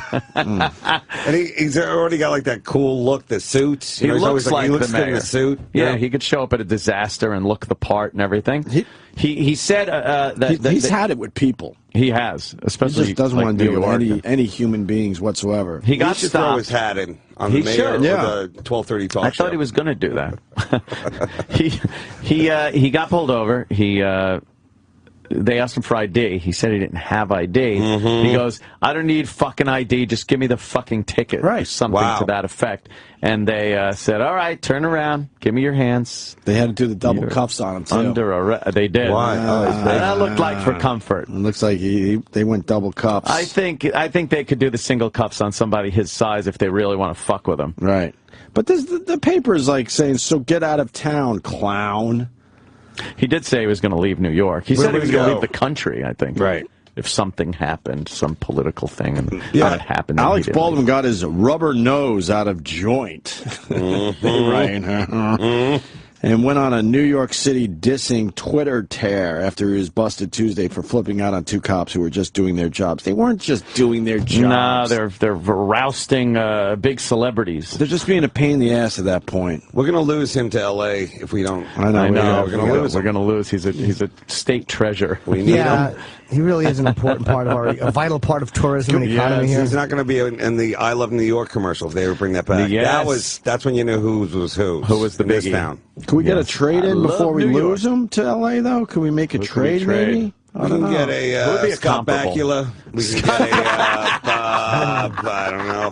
That would be a kind of an even. We get like a 2 for 1, maybe. Yeah. Scott. What a great trade. Who comes up with Scott Bakula? That's a great I'll trade. call you Bakula.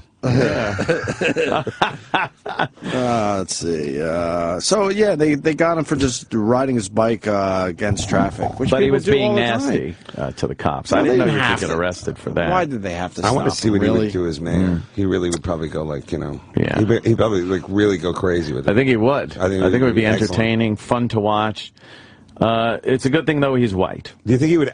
Do you think he would actor it up? Oh yeah. Like you alternate side of the street unless you got a voiceover. If you got a voiceover audition, you can park wherever you want. I know how stressful that is. Yes. What? What is he talking about? I think it'd be very overly dramatic when Really? things are happening at ribbon cutting ceremonies and things like that. Very overdramatic. He'd be a good hugger. We're here today for a very important issue in our, just like over the top. Can I do that again? Yeah. He did say, "How old are these officers? They don't even know who I am." Oh, Did you see Glenn Ross? Come on, he was brilliant in that. He should have pulled out those brass balls and then just swung them and put them back. Put the cuffs down. Cuffs are for closers. Yes. Yeah, You know what it was? He was biking up from Mitch and Murray. How many fucking stupid references we got it the first time? I know, right? Nice. All right, well, So there's good Baldwin. luck. What was he biking around for anyhow? Isn't that like He was picking up a Bob Dylan documentary. Oh, was he? I think. Yeah, he had that in a brown bag. They said He's Or a regular messenger guy. bag. Right? He was getting a movie. He when Baldwin. That's when he came back after the. Was he on his own bike or a city bike? It looks like his own bike. A little hybrid action. Looks like. Don't want to slum it on those city bikes. Jesus, you just look like a real dick on those things, people. Yeah, they don't have. They have like a weird gearing there too. It's like over pedal. Yes, everyone's pedaling very quickly. You can tell because the Euros that come here, they're like, "Oh, a bicycle. I'm used to that from my non-threatening country." And then they get on our stinky bikes, and you're like, "What's happening?" I think they don't want anyone dropping dead of a heart attack, so they make it. I think you're right about that. Ridiculously easy to pedal. Very easy. Someone to might get pedal. their cuff caught in the chain and That lawsuit. That was always a scary thing as a kid. Yeah. Spill their latte on their slacks. I was driving a moped one time. I'm not big on mopeds. And it was my Ped made just for you. And it was my friend's brand new moped. And I was driving it in the dark. All of us were in the parking lot. Oh, no. And my handlebar clipped a parked car, and I flipped it over and scratched up his moped and got hurt. Fucking asshole I am. I was so embarrassed. Oh, you dummy. It didn't have a headlight? I don't remember. Aw. I was never good at that stuff. I had no confidence. Oh, right. You need confidence in your any type Flunk. of two-wheeled vehicle. You never did that, like, drive up and back to get used to it? Learn how to ride it? That's what I was trying to do in the parking lot. You didn't even get out of a parking lot. Were you practicing for, like, an island vacation with a special someone so that you wouldn't look all kind of... I know what I'm doing on a moped. I was trying to. I wanted to take Black Emmanuel on a ride through the Philippines. Let's rent late some 70s. scooters. Sylvia Christel and I were going to go for a ride. The cast of Black Emmanuel. Yeah. You want to talk to a detective that wants to explain the Baldwin situation. Oh, a detective. What's there to explain? I don't know. Maybe he's got the inside scoop. Shane in the Bronx, what's there to explain here? Good morning, boys. The whole procedure with the city, with the patrol guide, is that if somebody is stopped for a violation, which would be a criminal court summons, if they do not have identification on them, the standard procedure is to be brought back to the precinct, verify their identification, then give them the summons and release them. Wow. Now, what if you're on your way to vote? Whereas, you don't need ID, especially if you're old or a minority, because then it's like voter tampering or fraud. That's right. A horrible thing that if you ask someone for ID when you're voting, why is it necessary to show ID when you're biking? See what my point was there? See what my point was there? You snuck it in there. Yes, exactly. Is this a post? Is this like a 9/12 law? Is this like one of the things that happen? Like we need. That's it. We don't need like one of those terrorists things. driving bicycles into our buildings and destroying. Because terrorists will have their IDs handy if they were on a bike and going somewhere. Right. Yeah. Right. Okay. That's so they would bring him actually back, and he has to walk the bike, which is the most Walking a unmanly of bike. the walking a bike. It's right next to you there with your hands My to your horse. side. Yes. Yes. My steel horse. Yeah, Lame. it's more masculine to walk with a mannequin fist in your asshole. You ever have to ride the Well, you really shut down the analogy. We didn't even get nothing can beat that. Yes. Nothing can beat that. Got to start off slow before you get to that point. Improv, buddy. Team player. Years ago, if a friend got wounded or had to be left somewhere, you'd have to take his bike back, and you'd have to hold on to one part of the handlebar and ride the Very bike tricky. on Very another tricky, bike in yes. tandem. It was very difficult to do. Not easy. Yeah. No. Get away from you and oof. You have to do wheelies at both at one time. That's what I would do. you wouldn't do wheelies. Guy who lies about his bike skills. All right, Shane. Thanks for that update on there. And another awful thing was somebody riding on the back of your bike, and a horror was, his foot got caught in the spokes. Somebody's got their feet, or they're riding on the handlebars, which I never liked. You have to put them on those two little bolts outside the wheel, that was where or the nuts, whatever, where your feet have to go. Is that permanent injury stuff, you think? Oh, fuck yeah. You think there's adults walking around because they With had fucked up feet. With fucked up feet because they got stuck in the spokes? That shit What does it do? You would think? rip. Breaks a toe or Break two? the toe, Break rip the you. nail off. Oh, I think your metatarsals get broken, and it rips the skin off of your foot. How do they not know it was Alec Baldwin, though, for real? Because he was wearing those crazy glasses. I'm still obsessed with this story because it's so ridiculous. Worst part of a bike ride is you ever ride your grandfather around and you realize he's got a raging heart on. You're not on a bike? No, exactly. You're in a wheelbarrow? Yeah. And his buddies are betting on you? Yeah. And you're in the garage, curtained off windows.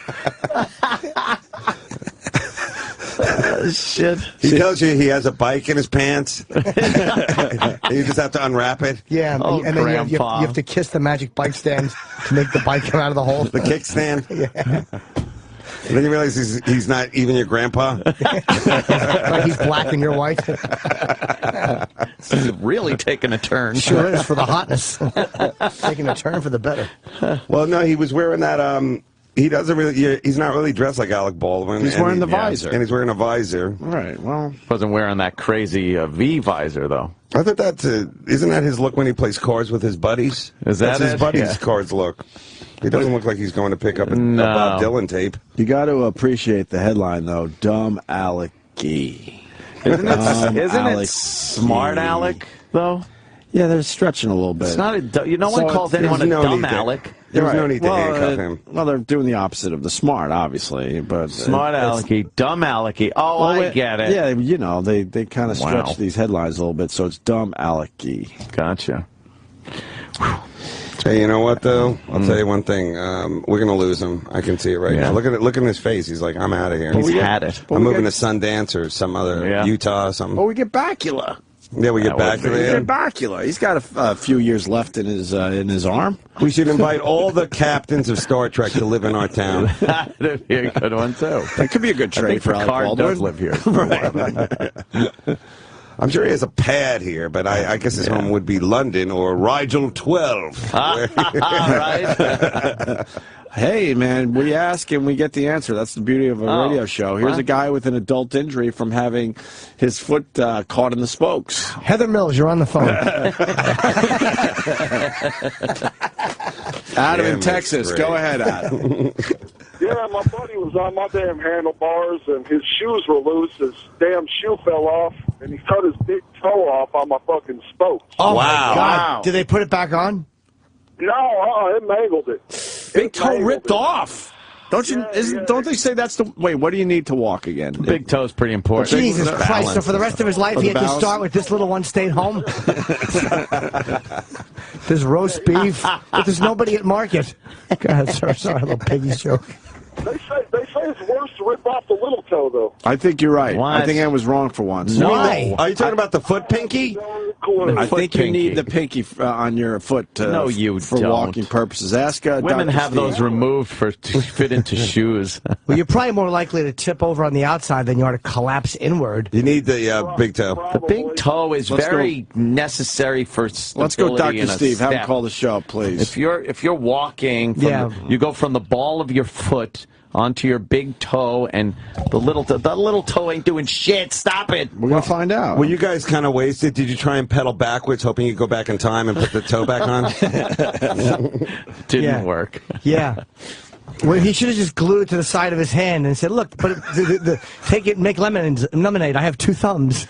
Lemons lemonade? What the fuck? I was trying to say lemons and lemonade, but then I realized I had a terrible joke coming. I bet you a local dog came by and picked it up and he ate it, and then he chased him on the bike. Yeah, your friend's toe wound up in a pile of wet, stinking shit in someone's yard.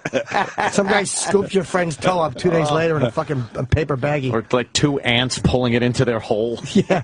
Look, the mother lode. Like a cricket. Yeah, those ants became stars in their fucking anthill. A human toe. You guys are tough motherfuckers. They told him they killed the human and took their prize. What did you do with the toe, sir? He left. Why did he leave? Because these people like leaving in the middle You of should put it conversation. on a string of toes. Yeah, wear it around your neck like a victory. Oh, we got another one. Like a Viet Cong ears and toes. Another bike injury coming. Collector. Oh. Well, this will get us to 10:30 for sure. Lead in Canada. Hey, how's it going today, guys? What's his name? Lead. L-E-D? Do you get the lead out? Leb. Lev? Like short for Lebanon.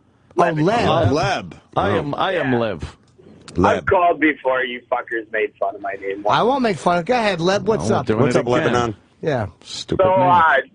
this kid I grew up with, he was fucking around on an exercise bike, one of the old school ones with the actual spokes on the front wheel.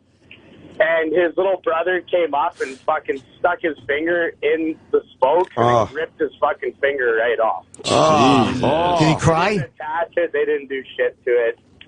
He just grew up with missing a fucking Oh my! So how did he accuse people of things?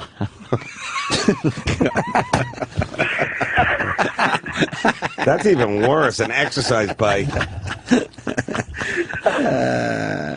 That little brother. Yeah, Why don't you have every pedophile in the neighborhood lined up behind him? Hey. You can't. They don't know how to pick you out of the lineup to throw his elbow up. Who is it? All right, let them all go.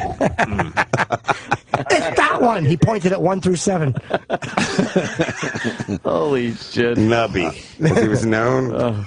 All right, so that would be even worse, I think, because it's an brutal. exercise bike. Yeah. A friend of mine had his elbow ripped off, but it didn't affect the rest of his arm. Yes, he just moved to Germany because he was Sig Heil. Yeah, Sig Heil. Boo. Going over the handlebars was pretty bad, too. Yeah. If you were going down a hill and you just had front brakes, those stupid front brakes, you could do an endo and go, fucking smash your chin on the pavement. Man, getting hurt when you were a kid, god damn. Wasn't fun. Fall down, get off road rash and shit, and it was always, how injured am I? You know, the bike guys in New York City, they really will not even, like, if you're in that bike lane, and you're in the way, they will just go like move, or like they'll just scream at you like get out of the way and all that kind of stuff. There's no politeness that you would expect from a bike rider. Yes, you would think. You know? New York is not the place for polite bike riding. Not at all. Oh God, no. Those guys don't play. By the way, Dr. Steve can't call, but you were right, Ant. Big toe is way more important. Oh, it's so much more. Yeah. So let's structurally, it just let's go to Cincinnati. What the hell? Sense would dictate. Tim, what's up? Hey guys, I just hearing about the toesing, and I'm a klutz and broke both my little toes. Oh, come on. Are you all right? I made it, but how did you break both of them at the same time? Well, they weren't at the same time. Oh, okay. I was pitching for one and hit the net in front of me for one of them, and then the other one was just it's a fuck up. Oh, what a dick!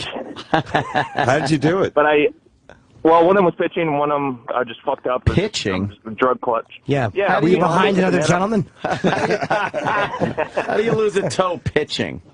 I was pitching BP, but the thing in front of me, the net. Right. Oh, okay. And what happened? Well, I got my leg followed through, and I caught up in the net. But you broke the little I had to toe. have- Yeah, and I had to have that one removed. Wow, because they always tell me what they do is they tape it to the other toe. Right. And they like hope the other toe will make it feel better. Because there's really no thing for the little toe. But Exactly. you actually had it removed? Yeah. It's like a buddy system. Yeah. That's Yeah, weird. there's really no surgery they can do to fix it. It's just you're fucked if you break it. Yeah, I said they tape it to the other one, and then they like kind of hope the other guy like man him into being better. Yeah. The whatchamacallit, second. What do you call the one next to the little toe? Larry. So you had yours removed. That's hardcore, dude. Why? How could they not fix it? It's fucking 2000. Exactly. Tape the what fucking year thing. is it? Do you ever get 2014? phantom little toe in the middle of the night? You feel like you have a little toe? Yeah. Somebody's wiggling That it. tickles. Oh, I don't have one. Or you fantasize that Megan Fox wants to fuck you, but she wants to suck your little toes first, and then you don't have one? So instead you have magic pounding you?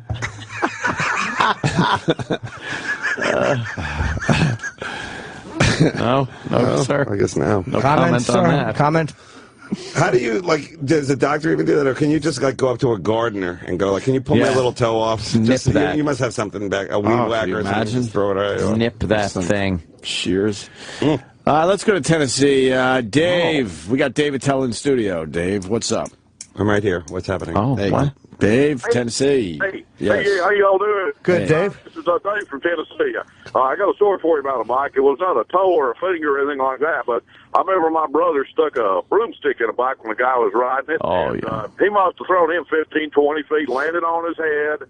Didn't kill him because he's a little boy, but boy, that was funny. I'll tell you that. Down in Tennessee, we do stuff like that all the time. That is great. All the time. Hardcore.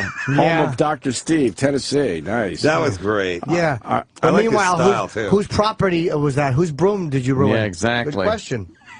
You want to hear That story about you and the cow? Right. That little boy You're was a madman. Call me the cruiser. 15, 20 feet. Oh, God. That's just the stick in the spokes was a great fear as a kid when you were riding the bike, that if somebody took the stick and threw it in your spokes, you were done for. See, I was just the opposite. I was afraid that when I was sweeping up around the house, somebody would throw a bike over it and I'd break both my wrists. You sweep it up like a little Cinderella. Yes, I was trying to get ready for the ball, but I was too ugly to go. We could have the worst accident ever. Oh. Yes. Go ahead, Andy. I don't even know how you would do this. Andy, go ahead. Andy. Good morning. Hey, what's up? Hey, love the show late at night there on whatever night it is, Friday, Saturday. Thank you. Hey, listen. Comedy Underground on Thank Comedy you, buddy. Central. This weekend's episode features Jim Norton, Bob Kelly, and Farrah Abram. It's Dave Attell's show there, so go check it out. What do you have for our show today, Andy? When I was 7 years old, riding Yay. a bike. Yeah, I know, a long time. Hopefully, thanks. Yeah. Anyhow, I was 7 years old, riding my bike with nothing but a pair of shorts on. Mine was 45 years ago, so I'm trying to remember all the details. So all I remember is I went to him on the brakes. My foot went off in between the spokes and the forks, cut the ball of my foot off. That's what I'm saying. This guy cut the ball of his foot off. How do you do that? That was 45 years ago. How do you expect me to remember that? And how did they put it all back together for you? 45 years ago, they didn't. Yeah. Well, it's okay. Just be thankful he doesn't have polio. And it broke. Oh, by the way, he's got polio. Well, be thankful he's white. So what happened? Did they attach your football? What'd they do? But all I remember them doing was just literally, not a Band-Aid, but, like a big gauze and taped up my foot. And then, of course, when I did that, it threw me over. And then it was off to war. I ended up landing on my chin on the road because it threw me over the handlebars. And that was another 7 or 8 stitches in my chin. Damn, did you get fucked up? Yeah. Did the other kids make fun of you? Did they go, hey, no football, no, weird foot, weird foot? Yeah. Bullying was completely accepted. It was actually encouraged. bullying back in those days. Okay, everybody, we're going to go swimming, except for Weird Foot. Yes. You don't want your weird foot in that pool. Exactly. Weird Foot. Yes. All right, we got one more before we got to get to David Copperfield. It's Will in Chicago. Go ahead, Will. Yeah, when I was around 10, we had a buddy riding his bike, and he didn't have the rubber parts on his handlebars. Oh, He went over. That's not a safe. Jump. Do Yeah, what? no rubbers. Oh. Went over a jump, and the handlebar, he got fucked up. Handlebar caught his ball in the inside of the pipe and ripped it off. Oh, he had a ball ripped off? Yeah. Oh, no. Did you immediately put the end of that handlebar in your mouth?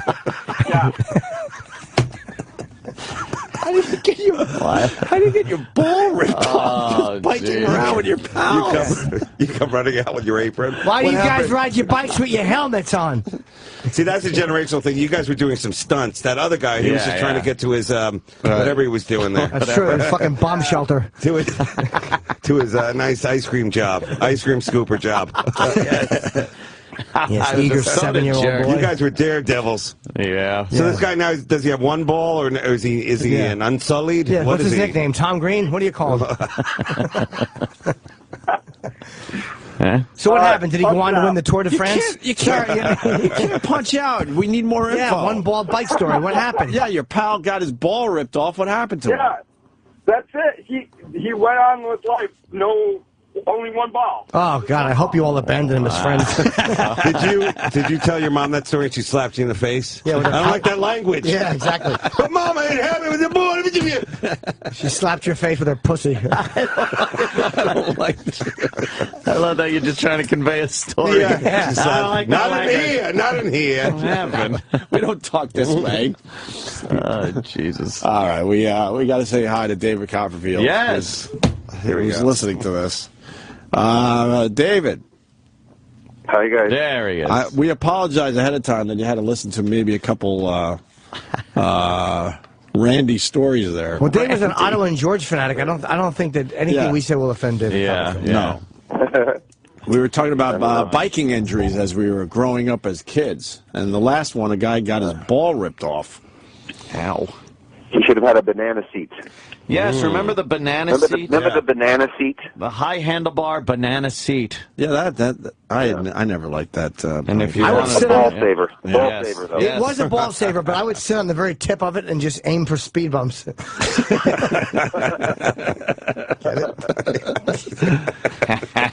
That was a nice letter you wrote, by the way. At Otto's memorial, they read your letter. It was very, very nice. They did? Yes, they did, sir. Yeah. We miss him. We miss him a lot. And the video that you talked about on our show of him going through your museum there, wow, that was awesome. That was a great video. Yeah, he was really... He was, I don't... It was a very surprising video because I really wasn't aware that somebody was kind of shooting. I was kind of like not really in my brain. So to have that like kind of appear, oh my God, there it is. It was cool that moment to save though, isn't it? That's really nice. Absolutely, he was definitely touched. So, but what has David got going on? Well, people when they walk around following you with a camera, it's kind of annoying. You kind of hate it. You go, oh God, why they get a camera out of my face? But then at the end, you watch it and you go, you know something? I'm really glad they had a camera there. Yeah, during it seems very weird, and then you're kind of happy it happened. Horrible, but I'll just reiterate. I know. You're part of the Amazing Race, huh? The finale episode, they asked me to collaborate with them on a big stunt, and all through the years on actually the same network on CBS, this amazing network that I spent 25 years on, doing these kind of stunts. I went over Niagara Falls on a raft. Whoa! I escaped from these burning ropes over spikes, and escaped from Alcatraz. That kind of challenge is something that I did over and over, year after year. So to collaborate on a challenge for a show where people wouldn't have the training time. You know, those teams come in at the last minute, and they have to learn what they have to do really quickly and do it. Was a real challenge. My team and I, Chris Kenner and Homer Leewag and myself, designed a set of challenges that are really cool. And there's a fire and escape, and 3 teams have to do it. So it's pretty cool for me. What do what did you do at Alcatraz? How did you you escaped from Alcatraz? Where did they lock you in one of the cells, and where did you have to wind up? I don't remember that one.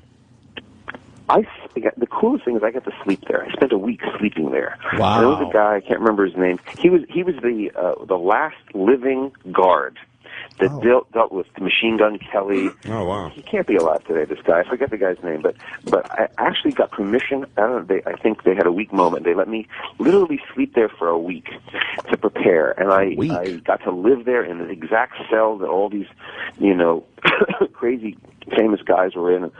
We did kind of a series of challenges. It was kind of like a movie. We did it. Each challenge was real. We kind of tied it together like a little mini movie, and I had to escape from dogs. So how do you escape? Hello? The Dobermans. So I produced a cat, right? I made a cat appear, and the cat would go through the bars, and the dogs chase the cat, so I got out of that. And then I got out of a straitjacket, which is kind of a normal thing, but it was timed explosives throughout Alcatraz. And I had to go, past the guards, and it was pretty interesting thing, yeah. It was big ratings. I remember the explosions. We tested the title. But how was it sleeping in Alcatraz for a week? And how many people were allowed to be in the facility while you were there? I think there's 8 of us. They got to sleep in cells. That's pretty cool. And but did you have like a sleeping bag and a nice pillow? They say it's haunted. Or did you go old school? No. The real cots, the actual beds. That'd have been great if they doled out beatings and rapes. World's oldest guard. Yeah, what you doing in there? He forgets that it's a show. It's all just for fun now. Right. Did you? It's still real to him. Damn it. Did the guard give an opinion on what happened to Frank Morris and the Anglin brothers? Didn't ask. He was more about the Machine Gun Kelly and Al Capone, and here's the whole name-dropping guard. In the back Yeah, he didn't talk about the escape, or what actually eventually. Yes, he did. What did he say? He said they screwed up. There was a whole. They tell it, in the tour for the public, they show you how there's behind the toilet. They dug a hole slowly in the wall, and there was a whole route that went out. And I, of course, couldn't use that method for my TV show. But I've gotten out of relationships like that. But they say it's haunted. What did you feel anything when you were, sleeping there, like ghosts or whatnot? Ghosts and whatnot. You kind of do. I mean, it's creepy, right? Chilling. Yeah. It's creepy. Yeah. It's a big place. It's all emptied out. And, they give tours of the place, so I have to get up and get out of the way when they give tours during the day to the public. But why? That would have been great. And here we have David Copperfield sleeping for no reason, and they don't explain it to people. Right. You're in the gift shop, showering up. Yeah. Gotta hit the showers, guys. But why would you sleep there for a week? I don't. Just because you got the access? Anything about magic? I just wanted to really kind of prepare for it and to not have to take the boat ride every day off the island, because the real escape-proofness. The escape-proofness of Alcatraz is the swim. The swim is ridiculous. Right. That's the real guard of it. It's a cool island, though. I love it. It really is cool. Mm-hmm. Cool. That's a great place to visit. Those 3 probably drowned too. We'd all love to believe they made it, but no, they made it. I don't know. I think they were in the groundlings in the 70s. They made it out. It's unfortunate, but they probably all died. That's what I think. Sharks or tide?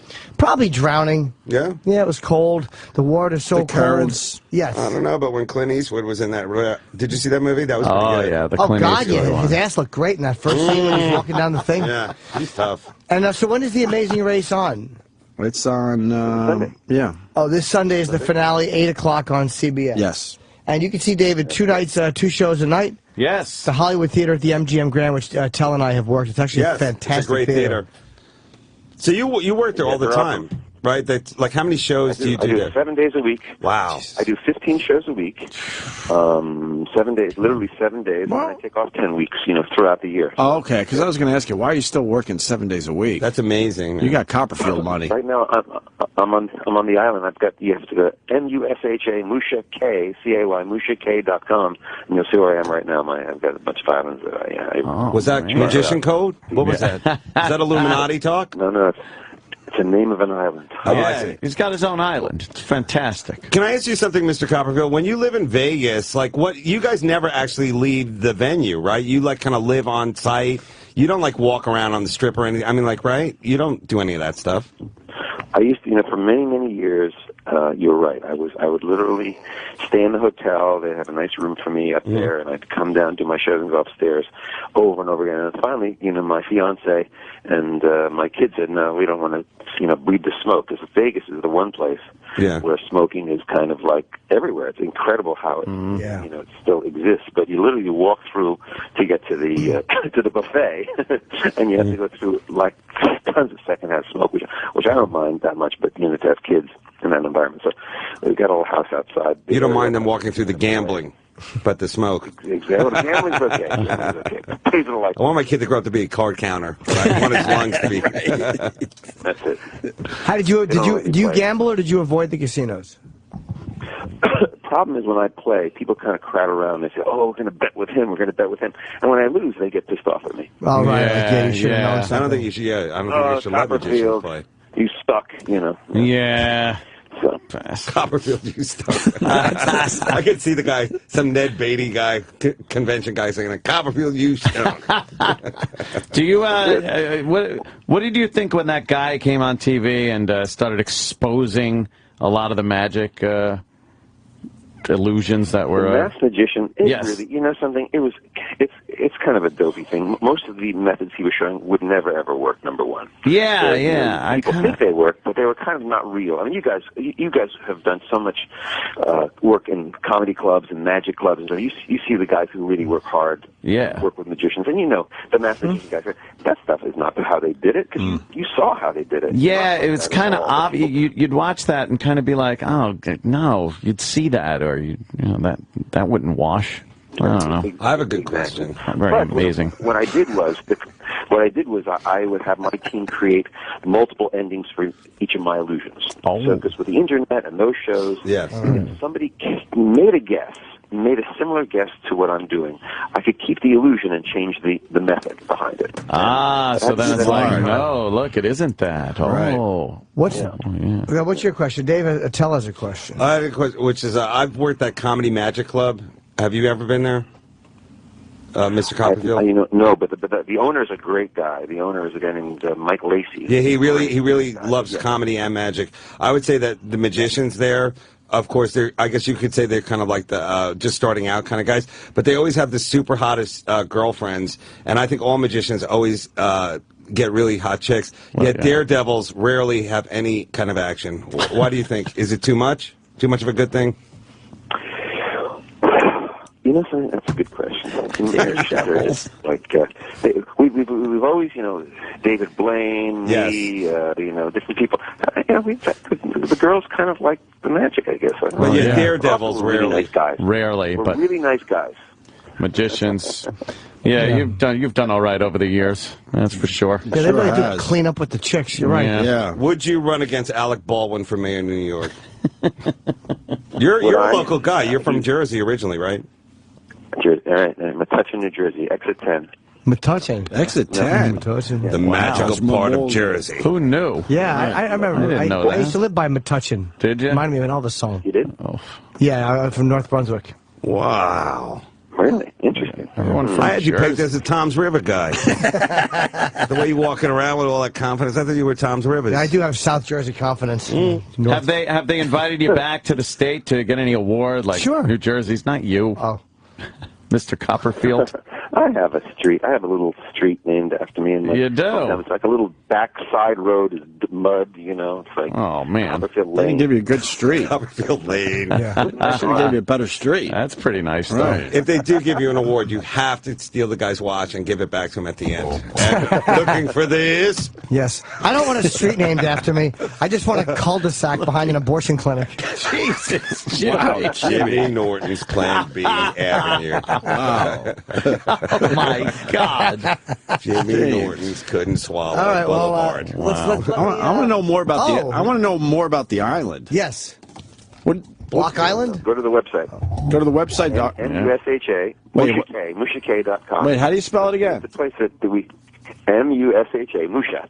C-A-Y. Mushak. Mushak.com. Mushak. That sounds pretty Can you good. give us a longitude, latitude? Or you can go online. Look up the islands of Copperfield Bay. Wow. Copperfield Bay. How many islands do you have? 6. 11. Only 11. It's one louder. You got One louder. You got 11 islands. Well, with global warming. Right. Fall in love with How do all we those get an islands. island? Can we get an island? A lot of shows. Are you still able to buy an island? I don't think so. No? Yeah. They're all taken? How about Staten Island? Right. How long of a boat ride is it to your island? Well, you have a landing strip, actually. Oh, you land? Oh, man. He's laughing. See, Jim? Got a landing strip, a Yes. boat. Get out of here with your boat. And how far is your island from... Where are they near? Yeah. Like Turks and It's the lower Exumas. It's the lower Exumas. Right. It's in the Bahamas. And Exumas in the Bahamas, just the lower thing. Paradise. And, Look at this. It's pretty. Have you seen? You have it on your screen? We got to punch that up. No, we don't have a our computer internet right guy is. Come on, let's get Airport on the island. Let's get it on the screen for a second. We made him before we disappear. Before we get the big plug for Copperfield and the Amazing Race, I want to see this place. Are civilians allowed to go? Pedestrians? No. Well, you know, we charter it out. We charter it out when I'm not here. We charter it out to people as a whole. You don't get a room or a suite here. You rent the whole island. You kind of charter the whole thing. Wow. How much is it to rent for the night? Do you have a turtle sanctuary? Oh my God! Look at this island. I do. Oh, yeah, I grew up on something like You that. own that? You own that whole island? Look at that! Turned a little bit. Travis, like it's there. Righteous. Do you live in the little house by the water, or that big ostentatious mansion on the hill? Right. I'm in Pier House right now, the one with the pier in front of it. That's where I'm talking to you right now. Yeah. Okay. Oh, that's where you are? Right there. How did you get that built? Right? How do you get the That's supplies amazing. over there? That's the hard. You're a very smart guy. That's part of the hard part. That's not a magic trick. It's really hard. But, Wow. That's why you're still doing 7 shows a week to pay for the labor and the No, I'm doing 15 shows a week. 15 Right, shows. I mean, 15 right. shows a week. Wait, how many other people live on the island? There's a staff of 40 people. Right. 40. So when people rent it out, you got 40 people waiting on 28 people. Wow, that's beautiful. Do you have a doctor there at all times? We have actually a video clinic. In other words, on the internet, Skype. the doctors watch from the mainland and tell us what to do. We've got kind of a clinic, yeah. Okay. Why are you asking this question? It's a great question. By the way, how far from the mainland are you? You might have said that. I'm sorry. You can fly to Georgetown. From Miami to Georgetown is an hour. Right. And then it is actually a 40-minute boat ride from Georgetown to Mushak. Or you just take a plane. You can take a 2-hour private little kind of a caravan plane to a float plane. To my airstrip. Yeah. That's quite a bit. Doesn't that worry you though? Like if something happens, not to put the whammy on you, but isn't that scary that if you have a heart attack or something or whatever, you're far from? But no, that's a legitimate question. Come on, Jim. He's a Fun with magician. Just having fun with the island, right? That would scare me to be that far. How far are you away from it right now? How far are you away from the hospital right now at this moment? Maybe a little bit. Where you are. I could see even being a 2-hour drive away, but I'm saying when you're a 2-hour flight and depending on weather, can you get a plane in there? I mean, there's some scary options. I think if you own your own island, your heart's okay. You're pretty relaxed. He doesn't like the smoking. Right. This place looks We have beautiful. it's a very good question. It's a very good question. It's not a downer. It's something you really have to consider, of course. Okay. But we have an amazing clinic. We have amazing people who are all trained in different medical skills. Of course, you have to, to get, and we have doctors literally can watch via video. Any laws? Good. Any laws on that island, or you could just murder people? Everything's good. People are really nice here. There are laws, though. I think, it's Bahamian law. Oh, okay. I was wondering what jurisdiction that fell under. You know what I was thinking is that you could open up a, you know how like Grenada, like they have that medical school? You could open up your own medical school. That would solve Jim's problem, and also a magic school. And that'd be great because it's under Bahamian law. Right. Bahamians love magic. We can send Jim to medical school, and Jim can, learn the craft. Right, because he's so worried. Right. Yeah. It's his concern. That would scare me. Where he works. Right. That would really scare you, like you're on a beautiful island paradise. You're like, 2 hours from any type of medical help, it would just be like, what if something happens that I'm not planning for? I would be like, who gives a fuck? Look how beautiful that is. Yeah. Yeah, most people. I would feel that way until I was laying face down on the dock. You kind of roll the dice when you go up in an airplane. Yeah. I'm not saying you don't do it. I'm just asking if there's a concern, that's all. David, what is there to do on the island? Where's the... Like... Absolutely nothing. Is there a restaurant? Yeah, there's a bunch of that. We have you can eat on the beach. You can eat in the place called the Landings. We have a drive-in movie theater. You do? Do you really? You have cars on the island? We just you'll like last night we watched Spinal Tap. Oh, nice. One louder. It's behind us. That's a good one. On the beach. Could update that DVR collection. But no one else gets to go. It's just you and your family, right? No. No, that's they had a bunch of friends here. What about zip lines? I would put zip lines That's a all good over idea. this. You would, right, Dave? I would do that. Might be next. It's a great idea. And we have It's a great idea. laser tag. We do laser tag on the beach, which is really great at night. And we do treasure hunts. We do being a magician. Village. Do you swim in the ocean a lot? I do. You have a swimming pool as well, right? At a pool de pond. But have you seen the water? The water's like a swimming pool. Blue, yes. The water looks amazing. It's that beautiful turquoise blue, whatever, yeah. What about being, of course, a magician? Like a tuxedo is basically your work thing. So when your kids see you wearing a tuxedo, do they get upset? Like Daddy's got to go to work, or is there a dry cleaners on the island? This is a two-part question. I haven't worn a tuxedo in my act since I was 4, but... Yay.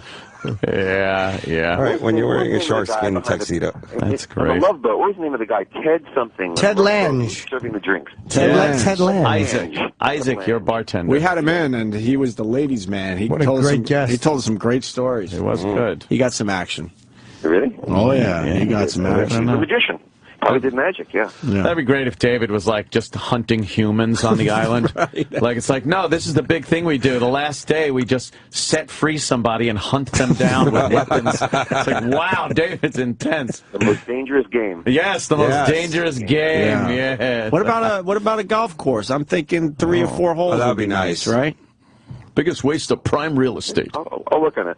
How about a lizard that's always hanging out and you name him?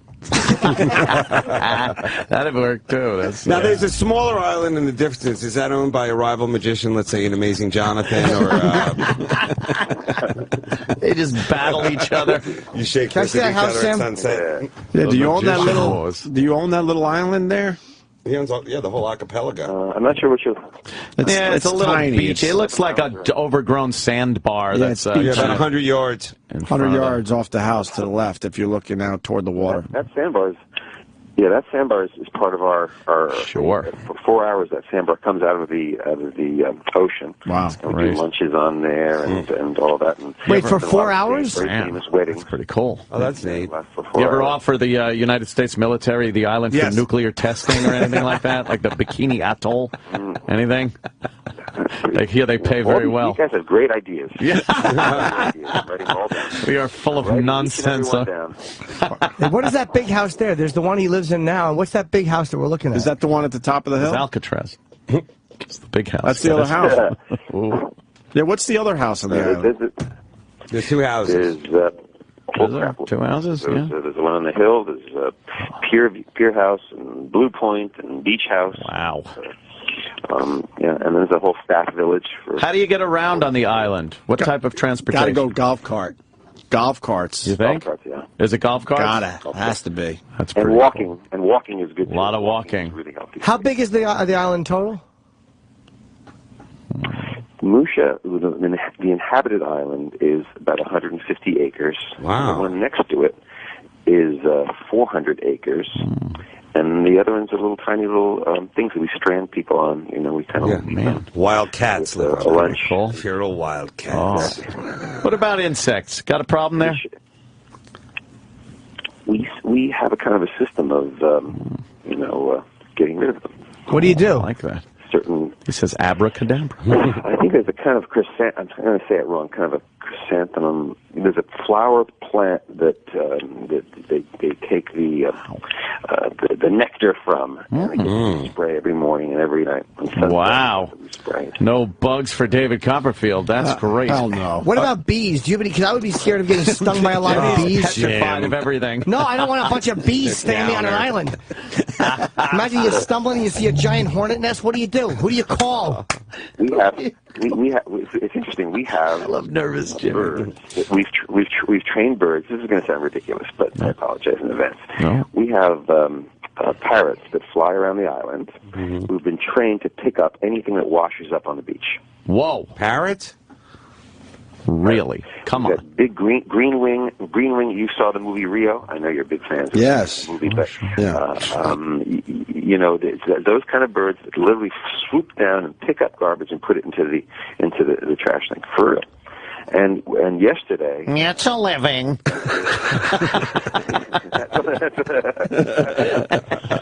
they're well fed. They get a nut. They get a nut in reward. They trash talk you when you're not on the island. That Copperfield. But wait, you were saying yesterday. What happened yesterday? Yeah, yesterday it was. We have also toucans. You know, like Fruit Loops. Right. These Cocoa toucans. And there was in their exhibit, in their little enclosure thing, there was a bee flying around one of the toucans, and he was like looking and looking, flying around his head like that with a huge beak, and finally went boop like Mr. Miyagi, you know, and just grabbed the beak, grabbed the bee in his beak. Oh, that's great. Incredibly. I mean, just like literally like this after watching it, and then kind of like chewed it around a little bit and kind of threw it away. So it was like the Fruit Loops ate the honeycomb hideout or something? I don't know. All right, then. Oh, how about sharks? That looks like shark water there. Oh, any sharks around the island? Yeah, how are you getting rid of the sharks? Yeah. What are you training to kill the sharks? You train orcas to eat them. Right. Anything? We have actually some nurse sharks that we they're the ones that take care of you. Were they naughty? Around the dock. Yeah. Which is it really is like a James Bond villain place. It really is kind wow, yeah, really. Yeah. Nurse sharks are harmless, though. Yeah.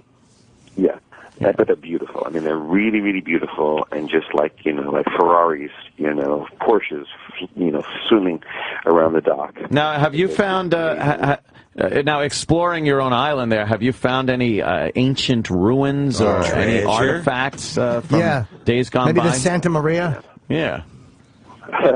No, you know, but they do say that Columbus, you know, stopped in the Bahamas on the way because Bahamas is really That's how they sold you the island. It's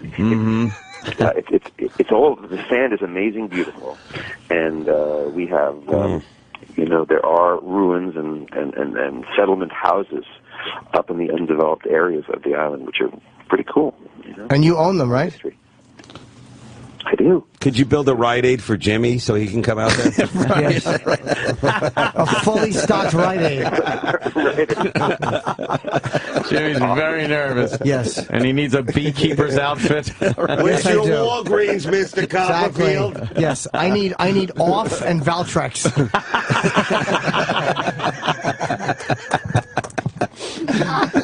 Oh my God! This is fantastic. But when you get on a plane, I have a question. Yes. When you get on the airplane for 8 hours, you're flying to the comedy festival in Nova Scotia somewhere. And you're in for what do you think about when you get on that plane and you're not going to be nearby? What do you think? It's true. There's no I normally think about what escort I'm going to see and how bad my show is going to be. Those are the two things that go through my Comedy mind. show in Nova Scotia. Okay. Yeah. Yeah. What would that show be in Nova Scotia? The I've never been there. Yeah, the Lighthouse Keepers. That's a bleak gig. Bill Burr played Nova Scotia. Yes, he a little did. while ago. Probably. Yeah. Yeah, you know what they like up there, dude? Yeah. Whatever. Yeah. It's fucking cold. What do you want from me? Yeah. Guys play basketball in Nova Scotia. Do we have any more silly questions for David Copperfield? That was great. We've exhausted our silly island questions to David Copperfield. He's a big star, and we're wasting his time with silly questions. There's a lot of listeners. You guys are awesome. Thank you, David. All right. And so we got the Amazing Race, Amazing Race. the big finale this Sunday, and you're a huge part of it, obviously. That will be at 8 o'clock Sunday on CBS. And then, next time you're in Vegas, go see David Copperfield. Yes. 15 times you could see him in 1 week. That's amazing. It's crazy. I need you guys to come. When are you guys coming? Oh, man. Well, next time I'm out in Vegas, I'm I would love to see absolutely you going in to take Vegas. you up on that one. Yeah. Is this a shallow invite? We get a lot of shallow invites. We get invited to things that people don't mean. We get very shallow invites where it's like next time you're in L.A., but we never exchange numbers or anything, so we don't even know how to get a hold of the person. And would you actually say hi to us? We'll put a message in a bottle. It'll end up on his island. Right, that's the parrot will pick it up. Yes. The parrot will throw it away. Exactly. Exactly. Oh, the boys at O&A want me to... I got your ticket right here. Right. Well, thank you very much, David Copperfield. I will email you my number. You're going to call me personally. We're gonna hang out. I like it. That would be awesome. I like it. That would be very cool. And New it's showbiz friend. D_Copperfield on Twitter. Right. This was fun, man. Thank you. Man. Thank you, David. Don't be a stranger. Call us again. Thanks, guys. All right. Thank you. David Thank Copperfield. You. Awesome. All Thank right. you. Okay. Bye-bye. Talking about his island. How cool is that? Dude, I want an David island. Copperfield. How do you get an island? Fucking island. Got to work. Islands. Islands. Oh, yeah. He's Got to throw that in our face. Islands. Yeah. he had to tell us he has 11. Islands. 11 islands. That's cool, though. But wouldn't you get bored just, like, absolutely Not if I had a nobody around? 40-person stay. Like, he's got a setup there. Right. Oh, he's probably swinging his cock all over that island. That's all I do. You could just swing it. How fun would it be just to walk naked on an island and shit on the pathway where other people are going to walk? Not even wipe your asshole, just walk into the ocean? Manhattan's an island. Go outside. Give it a try. No, because I'd step in somebody else's shit who's already done that. That's quite amazing, though, that he's built this empire for himself. And a giant fucking movie screen. You just watch porn on an island. Yeah. What is that underwater thing he right. has? Beautiful. Oh, it's, Man. Oh, my God. What is that That's thing? a submarine. It's a little It's his own Navy. He's got his own Copperfield Navy. Is that it? What is Fire torpedoes. Is that a real thing he has? no, well, If he turned the island into a ninja medical magician training camp, that would be the coolest. For Jimmy. I would sign it. Yeah, I would Jimmy sign would up. love it then. I think I asked a very smart question because we all worry about something happening. Of course. Not even a leg break where they can come get you. No. But a major catastrophe. Maybe a tree falls on you. I got a tree on me. How about a stingray bite? A stingray bite. man. Stingray bite. Yeah, right in the colon he gets you. All right, we got to go home. Oh, man. This was wonderful. And let's It was. plug David Attell's show, which I am on with Farrah Abraham, and Bobby Kelly is on it. Bobby Kelly, Lunell, and Louis Katz. That's right. Three great comics. And, of course, Jim, thanks so much for doing it, guys. Thanks for having me on. And can I say it one more time? Operation Purple, your fans have been so cool with this. It's a charity. Send kids, the children of veterans to camps this summer. You guys are amazing. Thank you for supporting it. Go to my site. The numbers went up? What? The numbers actually went up after you promoted on our show? Absolutely, Oh, yes. that's your good to know people that are we very got cool. actually nice people that listen to Your us. people support the troops Very and their cool. kids and their families. So Awesome. it's very good. All right. Well, I will be taking my communist act up to Montreal. I'm doing the keynote speech July 24th, Thursday at the Hyatt, and Saturday at the Gisu Theater. I'm doing my hour set at hahaha.com. Very easy to remember. And also, we almost forgot Wednesday. It's podcast day. Opie and Anthony. Today's Wednesday? Oh, yeah. So go get the latest podcast on our Facebook page. There's links, and on our Twitter. Both of those things are O&A show. All right? Right. And we'll do this again tomorrow. See ya. All right, here we go. Post-show time. 866-WOW1WOW, 866-969-1969, and you too can be a part of today's Opie and Anthony Post Show, wrapping up everything that went down on today's Opie and Anthony Show. Of course, everything you ever wanted to know about David Copperfield's Island. I feel like there's, I feel like there's something we need to do before we can really... Hear ye, behold the wheeling of the chairs, sir.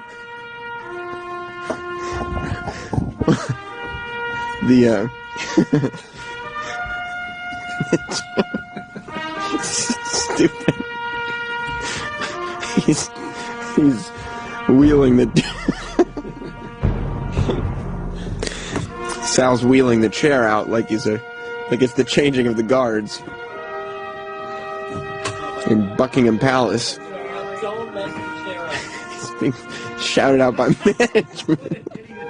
And he's walking one foot in front of the other as he regally marches Opie's new chair down the hall, the chair that has been the bane of Don Wickland's existence for the last 2 days. Tim Sabian outside to witness the wheeling. Don Wickland is outside to witness the wheeling. A veritable who's who of Sirius XM management personnel. And now it looks like we're getting ready for the crossover as the new chair is starting to be wheeled in here. This doesn't seem nearly as important. Okay, this is the old piece of shit chair. Okay, this is far less impressive. Sal is just... Oh, jeez. Like a piece of shit. Well, the chair for the fat fucks, I guess, is in studio, and we can officially start the Opie and Anthony post show. Thank God. And Sal, thank you for doing that. That'll be a daily occurrence here. Every day, that's how the post show will start, with the wheeling of the chair. If you don't know what that was about, I would recommend tuning into the start of the replay today at 11 a.m. Eastern Standard Time. Billy in Delaware? Yes, good morning. How are you? Good, obviously. I mean, we just got to witness the first official wheeling of the chair. I'm honored to be a part of that. Also, I was wondering why my pad data says the pre-show, when this is obviously not the pre-show. Eric, this is not the pre-show. This is the post-show. More importantly, why would a wheeling of a chair occur on a pre-show? The wheeling of the chair is a time-honored tradition of the post-show. Let's go to Kevin in Illinois. What's up, Kevin? Hey, Sammy, love you, miss you, buddy. Thanks, buddy. Hey, is there going to be a video of the wheeling of the chair? I got to see it, man. I think that maybe tomorrow we will add a visual element to the wheeling of the chair. I think it's only appropriate because everybody's sitting at home right